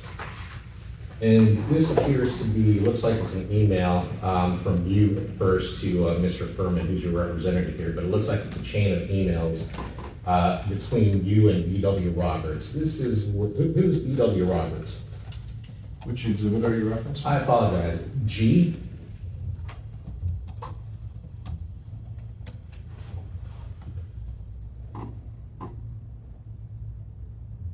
Okay, I'm there. And again, so is this correct that this is an email? Looks like you forwarded this first to Mr. Furman, but it looks like looking at the subsequent pages, are these emails between you and Barry Roberts? It was an initial email. Okay. And so you're not disputing that this is an email correspondence between you and Mr. Roberts, correct? Yeah, but that's not the deal we consummated. Correct. But still, this is the emails you exchanged with Mr. Roberts, right? Yes. And it has things like, looks like price points for a pricing plan for the stays. I'm looking at the first page, pricing plan E4, $11.50 a month, $300 deposit for a minimum of 3-month stay. So is this sort of the terms that you're offering or able to provide or offer Mr. Roberts? This was something that we threw together to see what he was interested in as far as staying at the property. Sure, and does it also have contents related to security deposits as well as some sort of refund policy where if it's if they do a deposit and they don't end up staying, you get to keep the deposit? Yes, I never took a deposit, and he basically called and said, hey, I just want to do it a different way. He was a chaplain, and we talked and basically agreed to come and help with his tractor, and he would contribute towards the electrical. Correct. But your claim of fellowship seems to have, and you've offered here, deposits, cancellation policies, general policies, check-in, check-out. I think you also mentioned that there is no self-check-in. So this is, I just wanted to confirm that you're not disputing that this email correspondence between you and Mr. Roberts, this is your emails with Mr. Roberts, correct? Yeah, it was a draft, but it was nothing that I ever implemented. Okay, perfect. Can I go ahead and submit G, respondent to G as an exhibit? Any objection? No. It's admitted into evidence.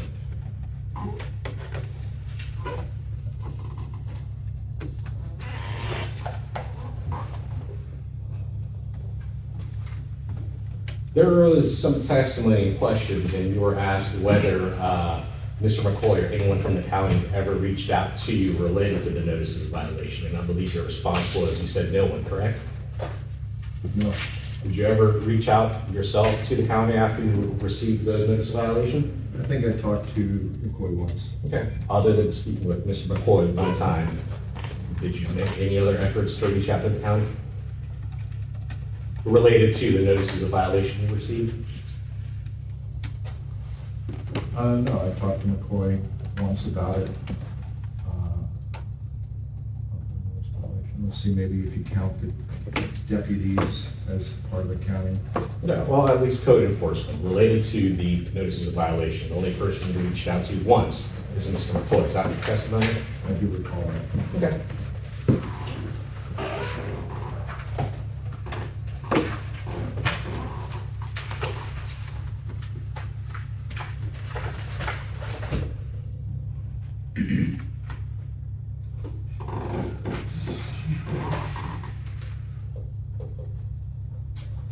Mr. Farmer, what's your exhibit that it was a letter from Mr. McCoy, Mr. Byers to the county about that? March 13.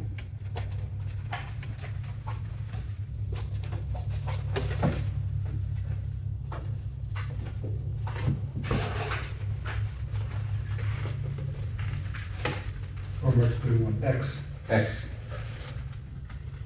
I'm going to turn your attention to response to Exhibit X. This is the document that's HILLTOP Christian Fellowship letter, March 31, 2023. Just let me know when you're on that page. Yeah. Okay. You never applied for any permits that's referenced in this case, have you, on behalf of HILLTOP Christian Fellowship? Yes, we did. What kind of permits did you apply for? Well, went in to talk to Shannon Meddy and whatever form that she gave us a recommended at the time. Okay, and you actually submitted a signed application for a permit? That's what I understand, yes. The next exhibit has that discussion.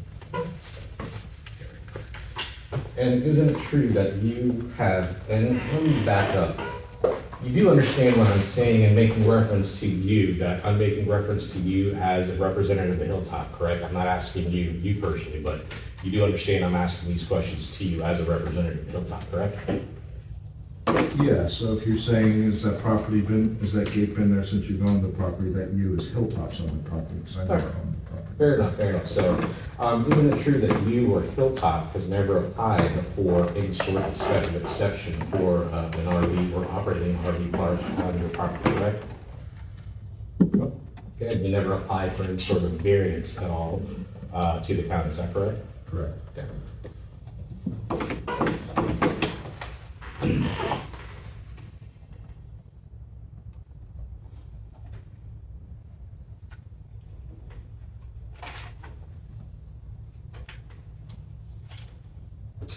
After you received the notice of violation, did you ever make changes to your website, the HILLTOP Camp Resort? Yes. What kind of changes did you make after you received the notices of violation? I enhanced the clarity that we're a church, and this is a church facility. Okay. Anything else that you changed? There may be some edits from time to time, trying to, if we didn't have Wi-Fi, I would take that out. If we, if there's any other confusion that I could clear up, I'd try and clear that up.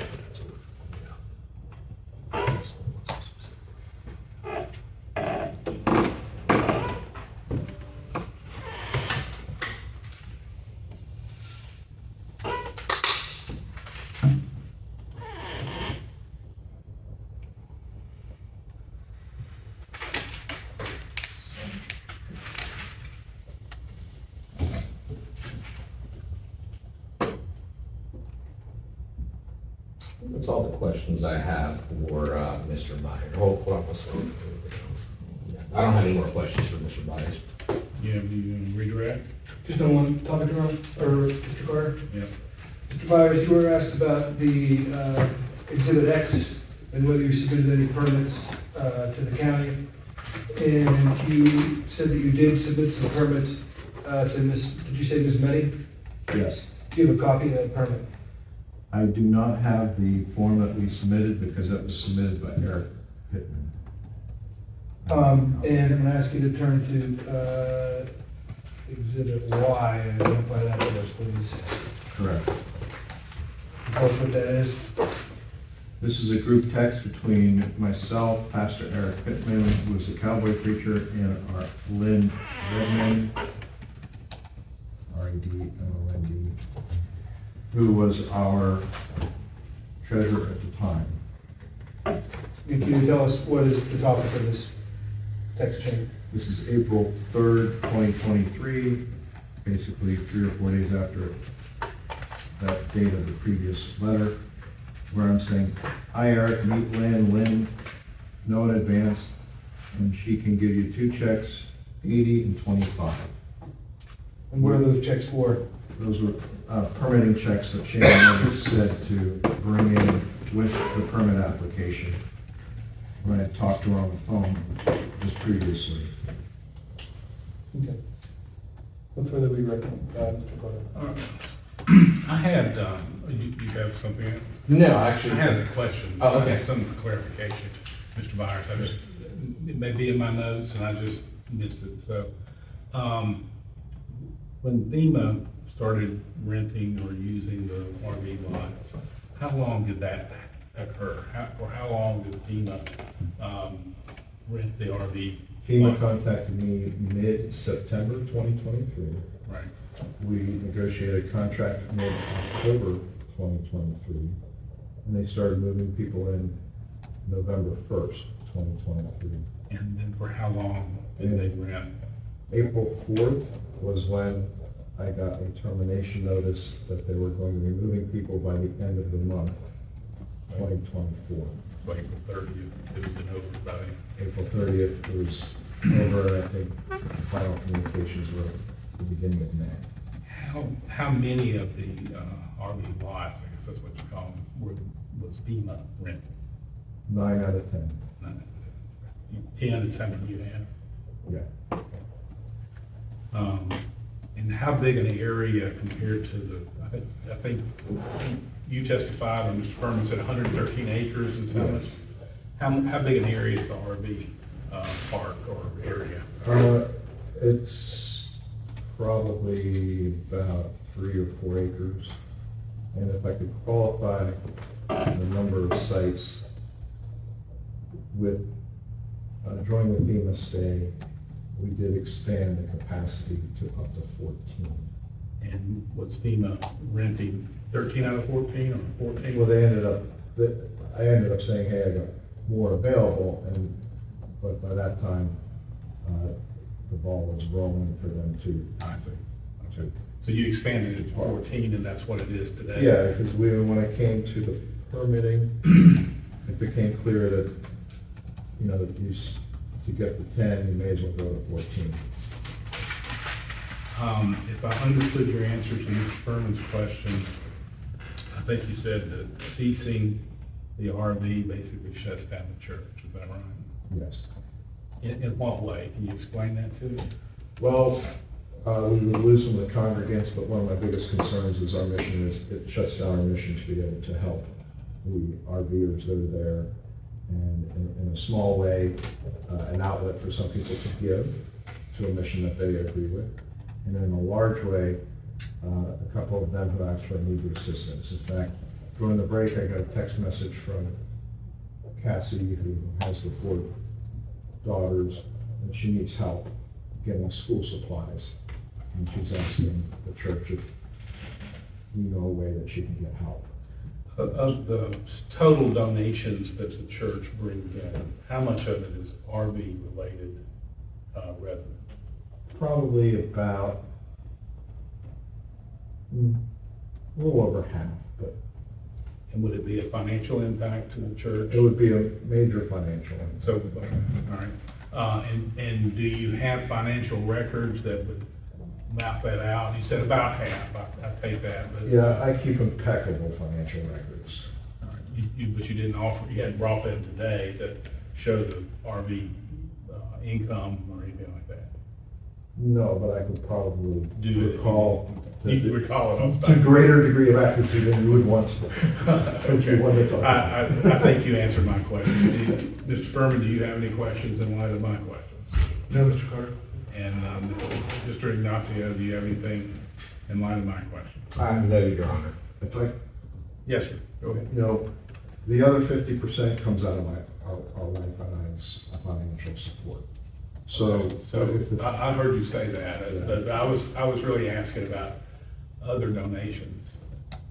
You give 50%, you and your wife give 50% of the expenses.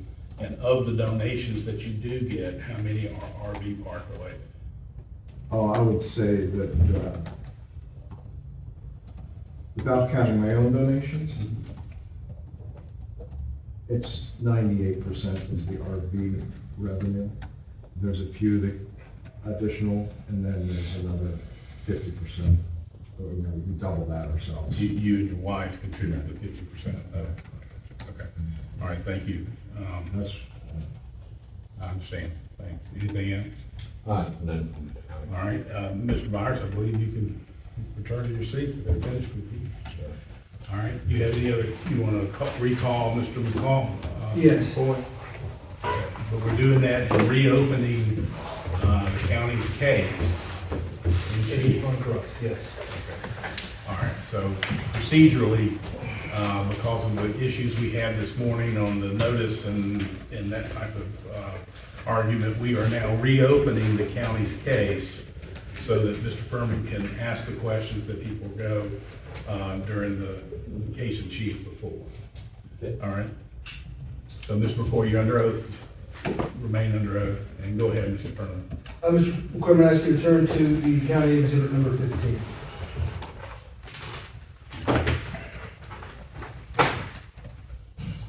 Are you good? Yes. Okay. And you recall at the last hearing, you said that you weren't going to be dealing with this exhibit. Is that a fair summary at the last hearing? That we were not gonna be? Correct. I believe so. Okay. So regarding this, regarding the notice that was alleged in Exhibit 15, was there a hearing scheduled for that notice by the county?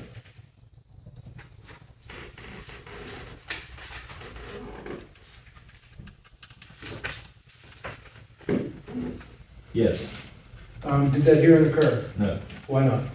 Approximately a week before the hearing date come into effect, I'd done my common weekly inspections of the property and observed that the front gate was closed and chained.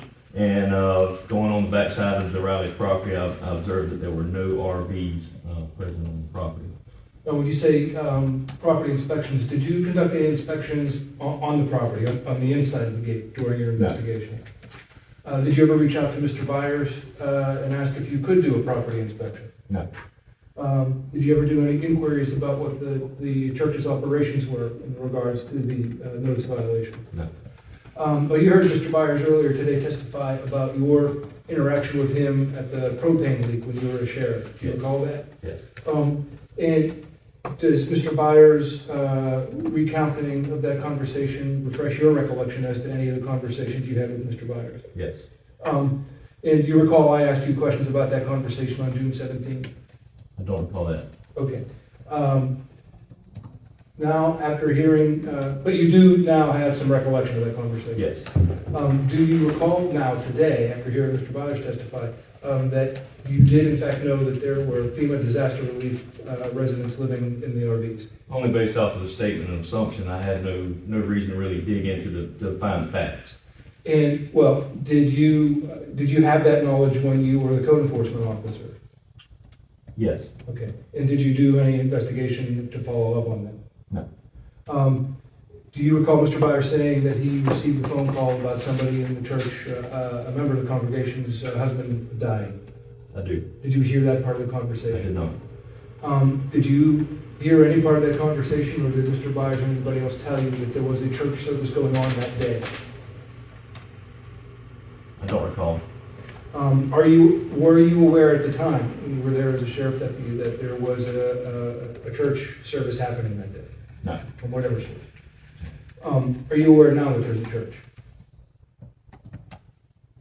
No. Did you, as a part of your, when you were the emergency management director, do you recall Mr. Byers coming to your office? Yes. Did he tell you at that time that he was doing church activities there? I don't recall. In your role as the code enforcement officer, did you do any investigation as to whether there was a church on the property? No. Hey, do you recall anybody telling you between the time that you became a code enforcement officer and the time that you issued the notice that Hilltop was a church? No. Did you see the sign? Go ahead, I'm sorry, was that? Clarifying that question, in between the time of while a code enforcement? Yes, But before the complaint? yes. Yes. Okay, so when the complaint came in, you were aware that Hilltop was a Christian organization at the very least? Yes. Did you understand that it was a church? Understood it was a Christian center. Okay, I'm gonna ask you to turn to Exhibit BB.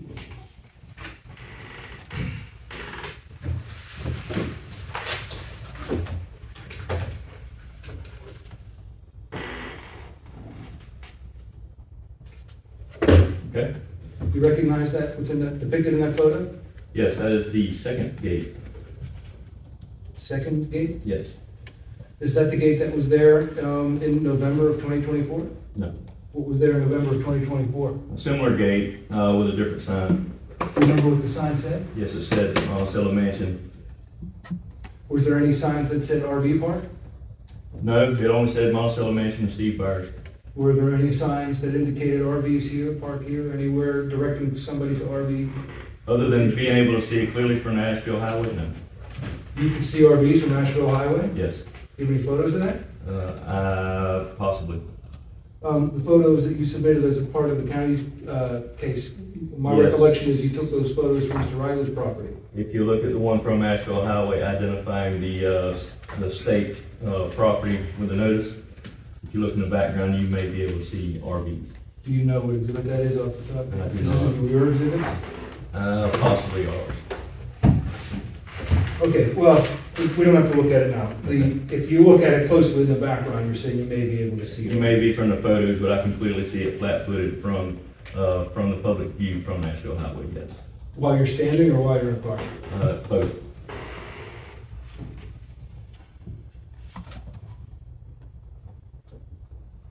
Regarding the notice, the continuation, the notice of this continuation hearing, which is dated July 8, 2026, did you sign that notice? Go back to where we at? The notice for today? That exhibit 15? It's not an exhibit. Oh, It was the notice that was published for today's hearing. that was in, you have to show me. I actually don't have it, handy. I can read it. I just wanted to know if you recalled signing the notice that was for the advertisement for this I hearing. don't recall. Okay. Are you aware that the notice for today's hearing referenced a hearing that took place on the 17th of July, not the 17th of June? Yes, I'm aware of that. Okay. Can you explain that? That was a clerical error it was clerical. It was not supposed to be meant for July, it was supposed to be meant for the previous month. Okay. And now to Exhibit 13, we'll just do 14. This is, Exhibit 14 is the notice of violation of order compliant that you issued in 2026, correct? Yes. Does this notice of violation reference anywhere in it the July 30, 2025 notice? So the July 30th 2025 notice. Is that notice referenced or incorporated into the 2026 notice anywhere? No. But is your testimony that the July 30, 2025 notice of violation is still at issue? Right. January 30, 2025 notice of violation was still open in your mind when you issued this notice in January of 2026? No. So why is the January 30, 2025 notice at issue today? Same violation, same location, same address. Okay. Why does the January 2026 notice, Exhibit 14, include two parcels that the January 2025 notice does not? That's identifying the parcels that are attached to that address.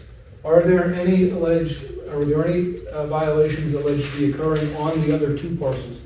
And for ease, we'll just go by the 46, 43, and 45. I have to read the whole parcel number if we understand what we're talking about. Mm-hmm. That's unknown. Well, do you have any evidence that there are violations on the other two parcels? No. Why doesn't this notice include the fourth parcel that's associated with that address? Not sure. Are you aware that there's a fourth parcel associated with the address? Yes. Did you speak with Mr. Gibbs about this notice? No. Are you aware that Mr. Gibbs was attempting to buy the one parcel that's not referenced on the Exhibit 14?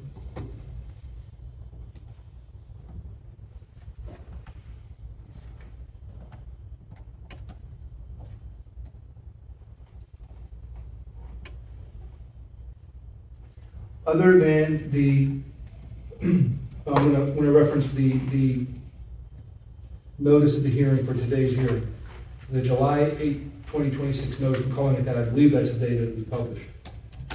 Or that's the date that's on the notice. Right.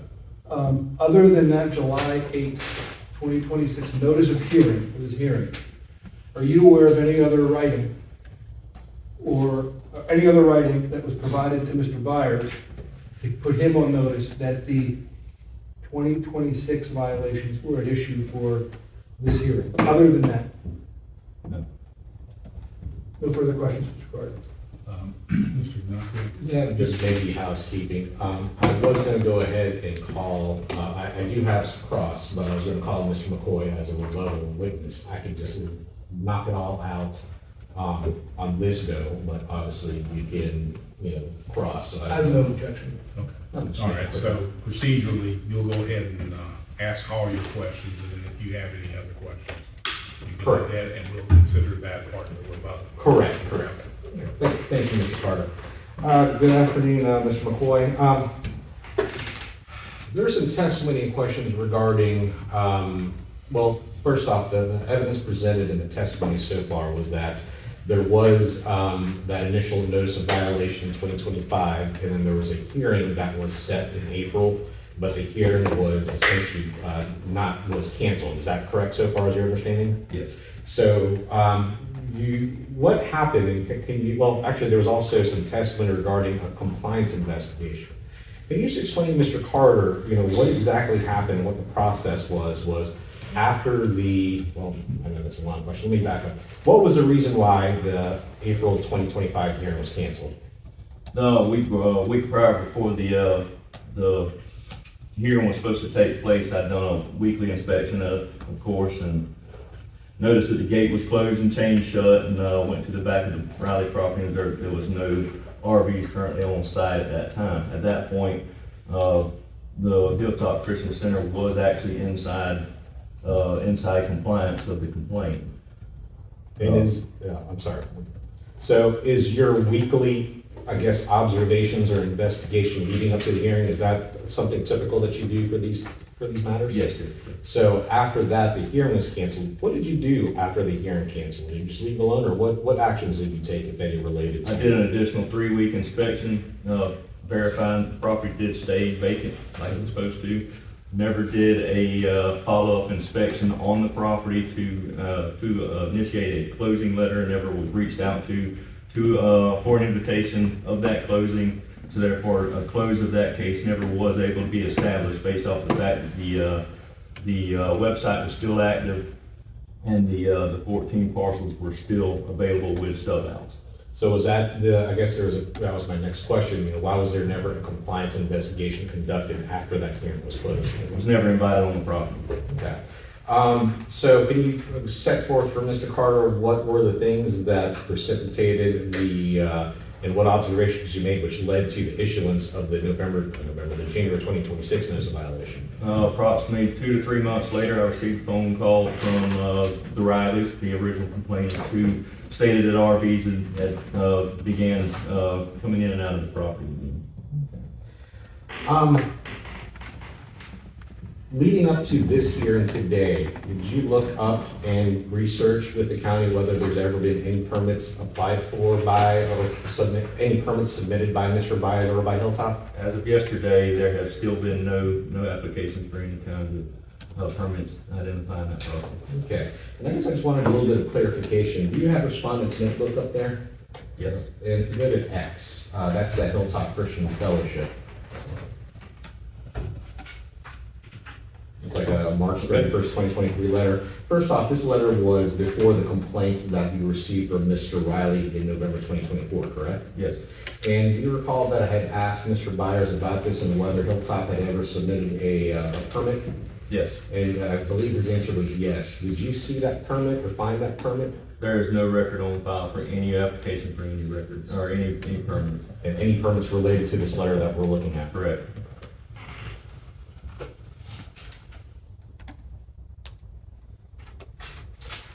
I believe it's CC is what you, CC, those are the pictures of, what is it? If you look at the first page of CC, I believe that's been identified as a stone's throw, or is that first picture? What is that? It is an annex of Stone's Throw. It is named something else, I can't think of the name of it, but it is an annex of Stone's Throw. Okay, so stone's throw, the first picture, the second page, third page, fourth page, fifth page, all those, to your understanding, depict a stone's throw? So page 2, 3, 4, and 5 are Stone's Throw. The one on the first page is North 19 compound. Okay, and are any of these RV parks that we're seeing here that's been testified to, any of those RV parks on land zoned as Ag 5 similar to the Hilltop Christian? No.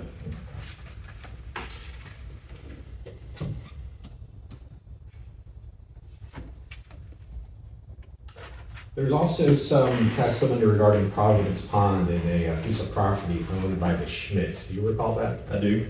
And do you recall, or isn't it true that the county never received a complaint regarding the alleged RV operations or the RV operations on the Providence Pond? Correct. There's no complaint ever come to me or is on file. As a code inspector for the county, do you have any authority or basis to conduct an investigation on Providence Pond or any other property or business for which there's not been a complaint? No.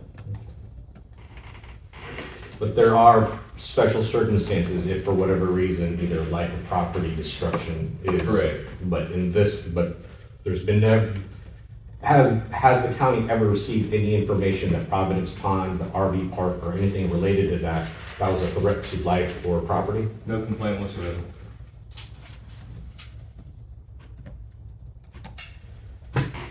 I just want you to clarify, there's been some testimony to which I objected to related to, I guess, your knowledge and your involvement in matters during the time that you were with the Division of, or the Department of Emergency Management and the dealings with FEMA. Do you remember testimony about that? Yes.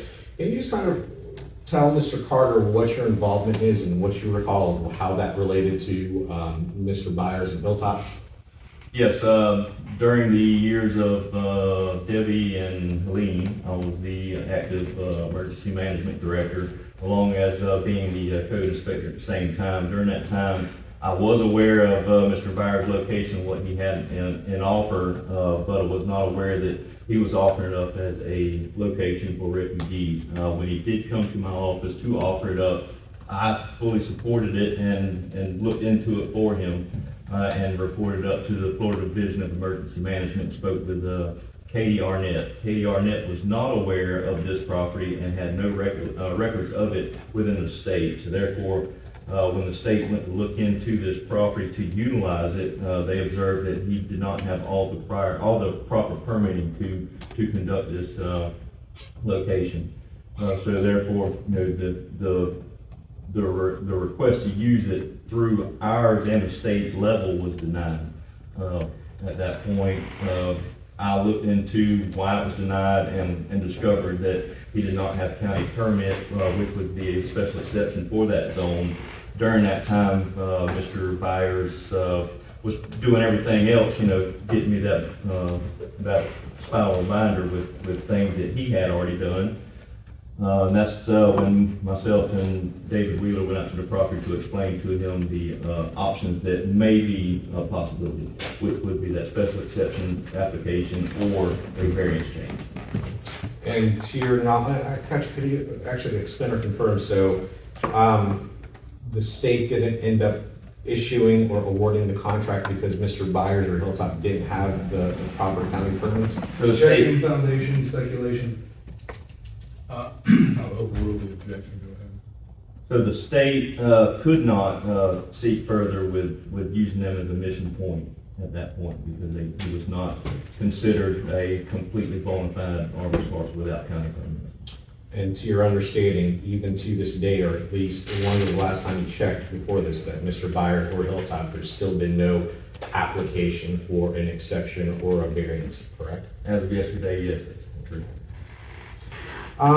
Also, there's some testimony regarding, let me back up, is that, I guess, the binder, was it during this time that binder was given to you, or was that another time? It was during the meeting at the Hilltop property. And was it still related to this FEMA issue that we've been talking about? In a sense, yes. Yeah, well, could you explain what led to that, or just kind of the background of how it came about that Mr. Byers gave you that spiral notebook? After the state had told me what they told me, I ended up sharing with Mr. Byers information, and he said he did have the permit, which in fact I wanted to see to help support him if that's what it required. However, when we looked into our county permits, that's where that was the permits that were missing. What were those permits that were missing? That was the special exception requirements or a variance change. To your understanding, I don't know where it is, but at least that spiral binder, what was your understanding or the purpose of Mr. Byers getting that spiral bound? At the time, from what I understand, he believed he had everything he needed. Also believe there's been some testimony or even evidence of the state permits that he had. What is your understanding of what those state permits allowed him to do? The state permits allow him to put in two separate tanks in the RV permit, which you have to have in the state of Florida's RV permit from the state, which requires an annual inspection. Just because you have a permit issued by the state of Florida to operate an RV park, are you still required to comply with any local, county, or municipal permits? Yes, the state permit actually says that. Okay, and what does that state permit say? The state permit says it does not supersede any local, federal, or state requirements. That's one of the exhibits, correct? And if so, let me just find that. Did you see it in one of the exhibits that we went through today? It's one of the permits.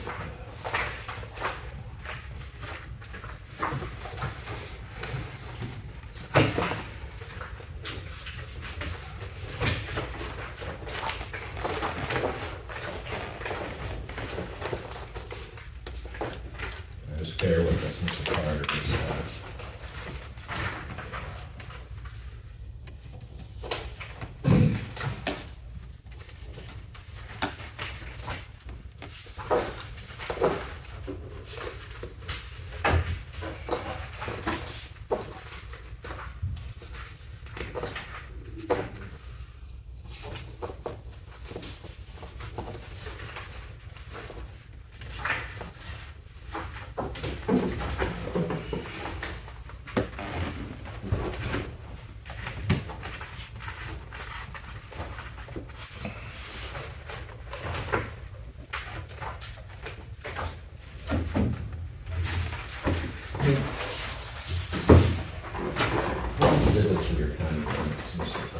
Or, I'm sorry, what exhibits are your state permits?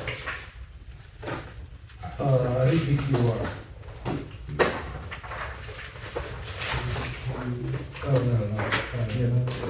That's right. Yeah, PQR. I hate to do this, instead of waiting a minute, could I just have a quick 2 minutes just to look at this document, looking at it? Okay, I'll pause the There's record. also BW. Oh, yeah, we can go off the record. All right, going off the record here.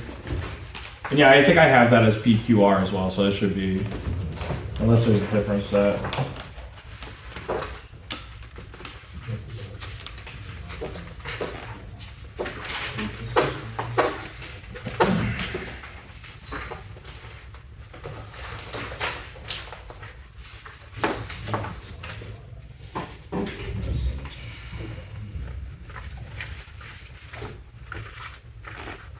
She told me Katie Arnett, is that just ARN? A-R-N-N-E, or A-R-N-E-T-T.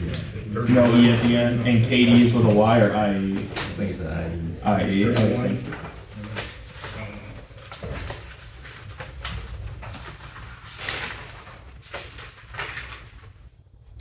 Actually, can we get back on the record? Yeah, I can bring us back on if everyone's ready. Stand by. Just one moment here. And we are back on the record. I apologize for the delay, and so do you have our exhibits up, the county's exhibits up there, the number of exhibits? Yes. Can you look at exhibit number 31? Actually, it may be easier. Can you look at the last 2 pages of exhibit 31? That's it. Are those the permits in which you were testifying to, that even though the state could issue a permit for RVs, it still doesn't trump or authorize, the RV park without the county permits? Yes, it says right here in the center. Yeah, can you just read that for the record? Such Pardon modifications. me, where are we at now? 31, the last 2 pages of 31. Which?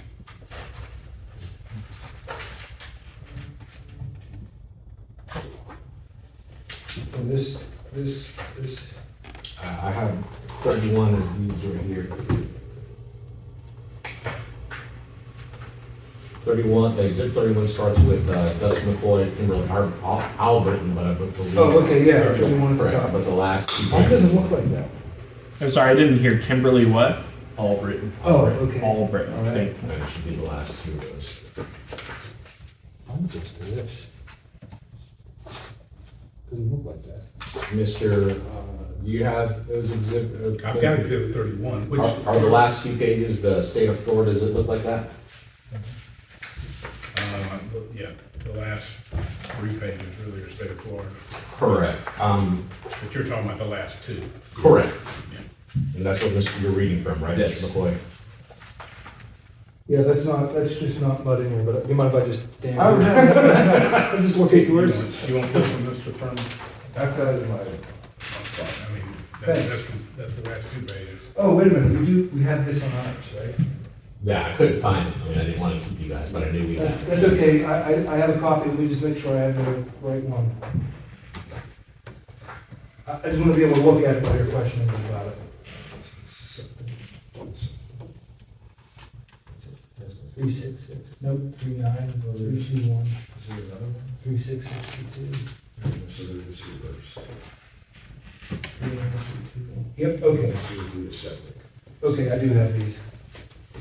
Just not as exhibit 31, but I have them at least. All right. And Thank then, you. All right, so you Pardon my interruption. continue to enough. correct. But this is the permits for the septic though, correct? Yes. So even though they have a permit for the septic, that doesn't allow them to operate an RV park. They still have to go through the required, either county or city. Yes, if you'll notice on the center of this page in that highly written block, I'm gonna read the very last sentence. Let me know when you're ready. Go ahead. Issuance of this permit does not exempt the applicant from compliance with other federal, state, or local permitting required for development of this property.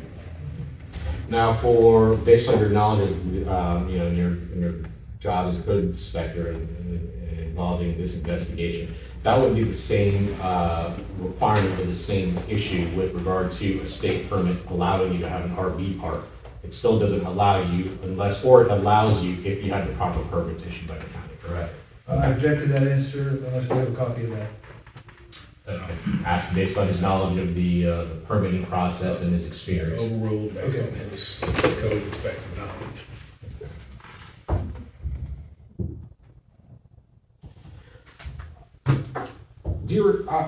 During my cross-examination of Mr. Byers, I asked him whether there was any, regarding the notices of violation related to these proceedings, whether he ever made contact with you. I believe his testimony was once. Did he in fact contact you during this process? Yes. By how many times did he contact you? One time I recall speaking to him while I was in my office. Okay, exactly. Could you give an idea of exactly, was that like in 2024, 25? When exactly I was that? want to say it was after the first letter of maybe it was not the notice, it was the first letter I sent, what do you call that one? The courtesy. The courtesy. Okay. Can you relay to Mr. Carter what exactly was discussed and what did Mr. Byers tell you? It was more to the something to the effect of the county's using me as a tool to deal against him and the property. Do you recall the exact words? I don't recall the exact words, but it was to the effect of that. It's more of a questioning on what he can do to get in compliance. Once I explained it to him, I was basically told that I was being used as a tool. Did he offer you at all to come and look at his property or look at any documents or anything related to the allegations in the notice of violation? No.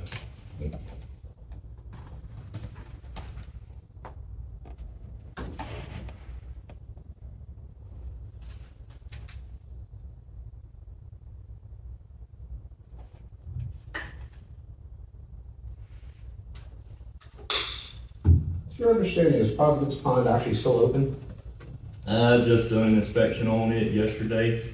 Not really an inspection, but looked into it yesterday and observed that it is stated as permanently closed.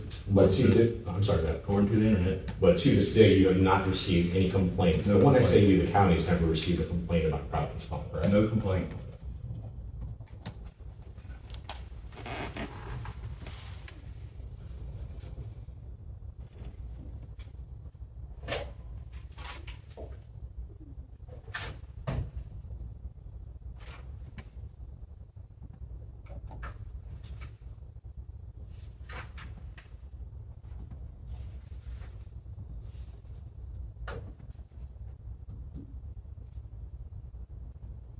With Mr. Byers not being awarded that FEMA contract, what is your understanding of how much money was lost by not being awarded that contract? I have no clue.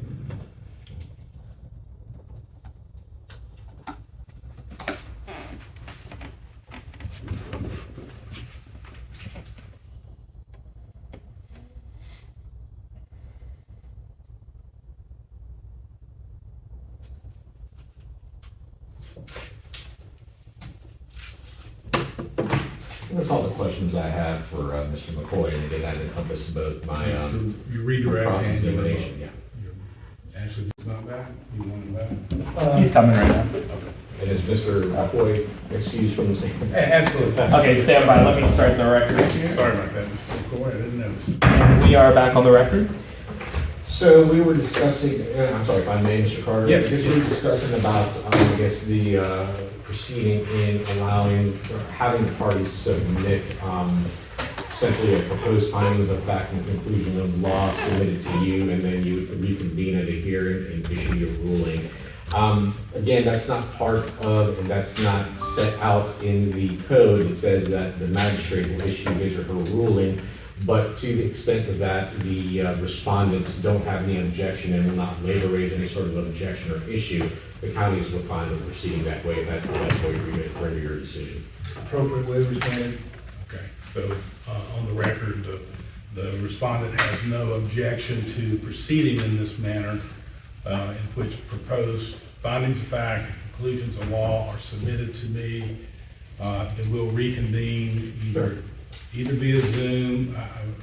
Let's talk about that. You want to reconvene here and do closings based on your positions, and then I rule? I'm sorry, where are you? All right. we either reconvene here or we reconvene on Zoom for The purpose the of, announcement of the ruling. What I was asking is, would you like to do closing, a 15-minute closing or something like that on the proposed findings of fact and conclusion of law that you submit, as opposed to doing a closing now? Would you like to do that based on the proposals that you submit? Does that make sense? Do you understand what I'm asking? Yes, it does. I'm not, And I'll come back. okay, you'll come back We and can do do it. Okay. You understand what I'm saying? yeah, so essentially Yeah, reconvene. we'll read, because of the rule or the code that says the announcement has to be at the conclusion of the proceedings, which the proceedings are still open until we get the proposed findings of fact, conclusions of law, and then shortly thereafter, we'll reconvene, and I can, you can make closing arguments for me, and then I'll announce a ruling, and then I'll do mine. So we submit our proposed findings of fact and conclusions of law, and then mayor closings. Yes, I mean, it's more, it'd be more like an oral argument and a briefing, Understood. you know, that type of thing.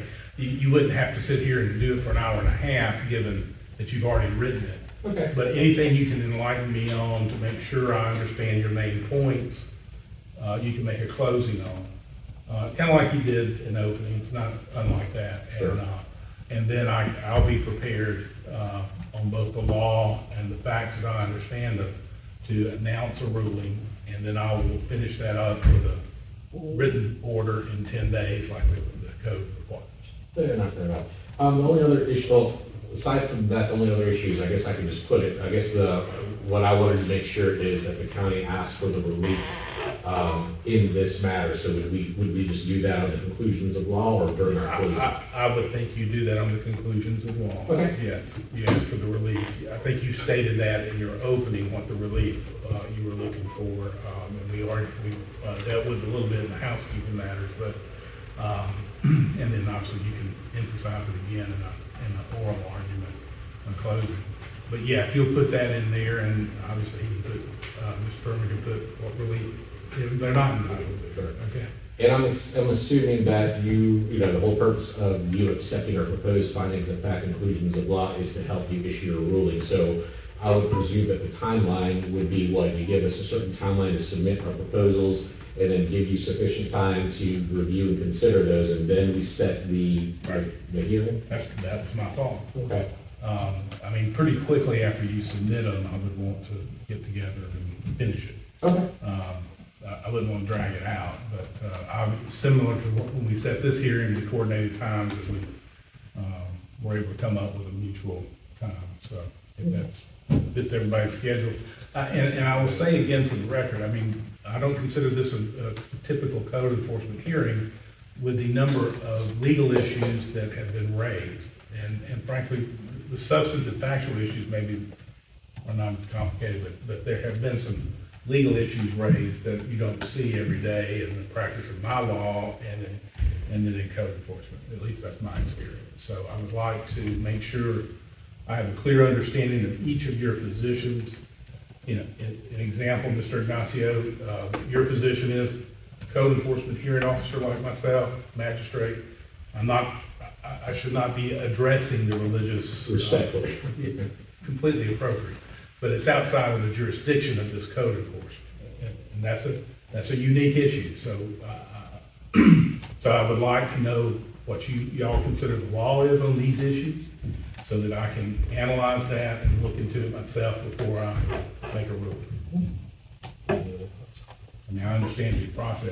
Yeah, like I do mentioned- the constitutional stuff to understand that, but. Based on Mr. Furman's, you know, affirming that there's not going to be any sort of objection. Procedural objection associated with that. He did, which is He has stated on the record there would not be.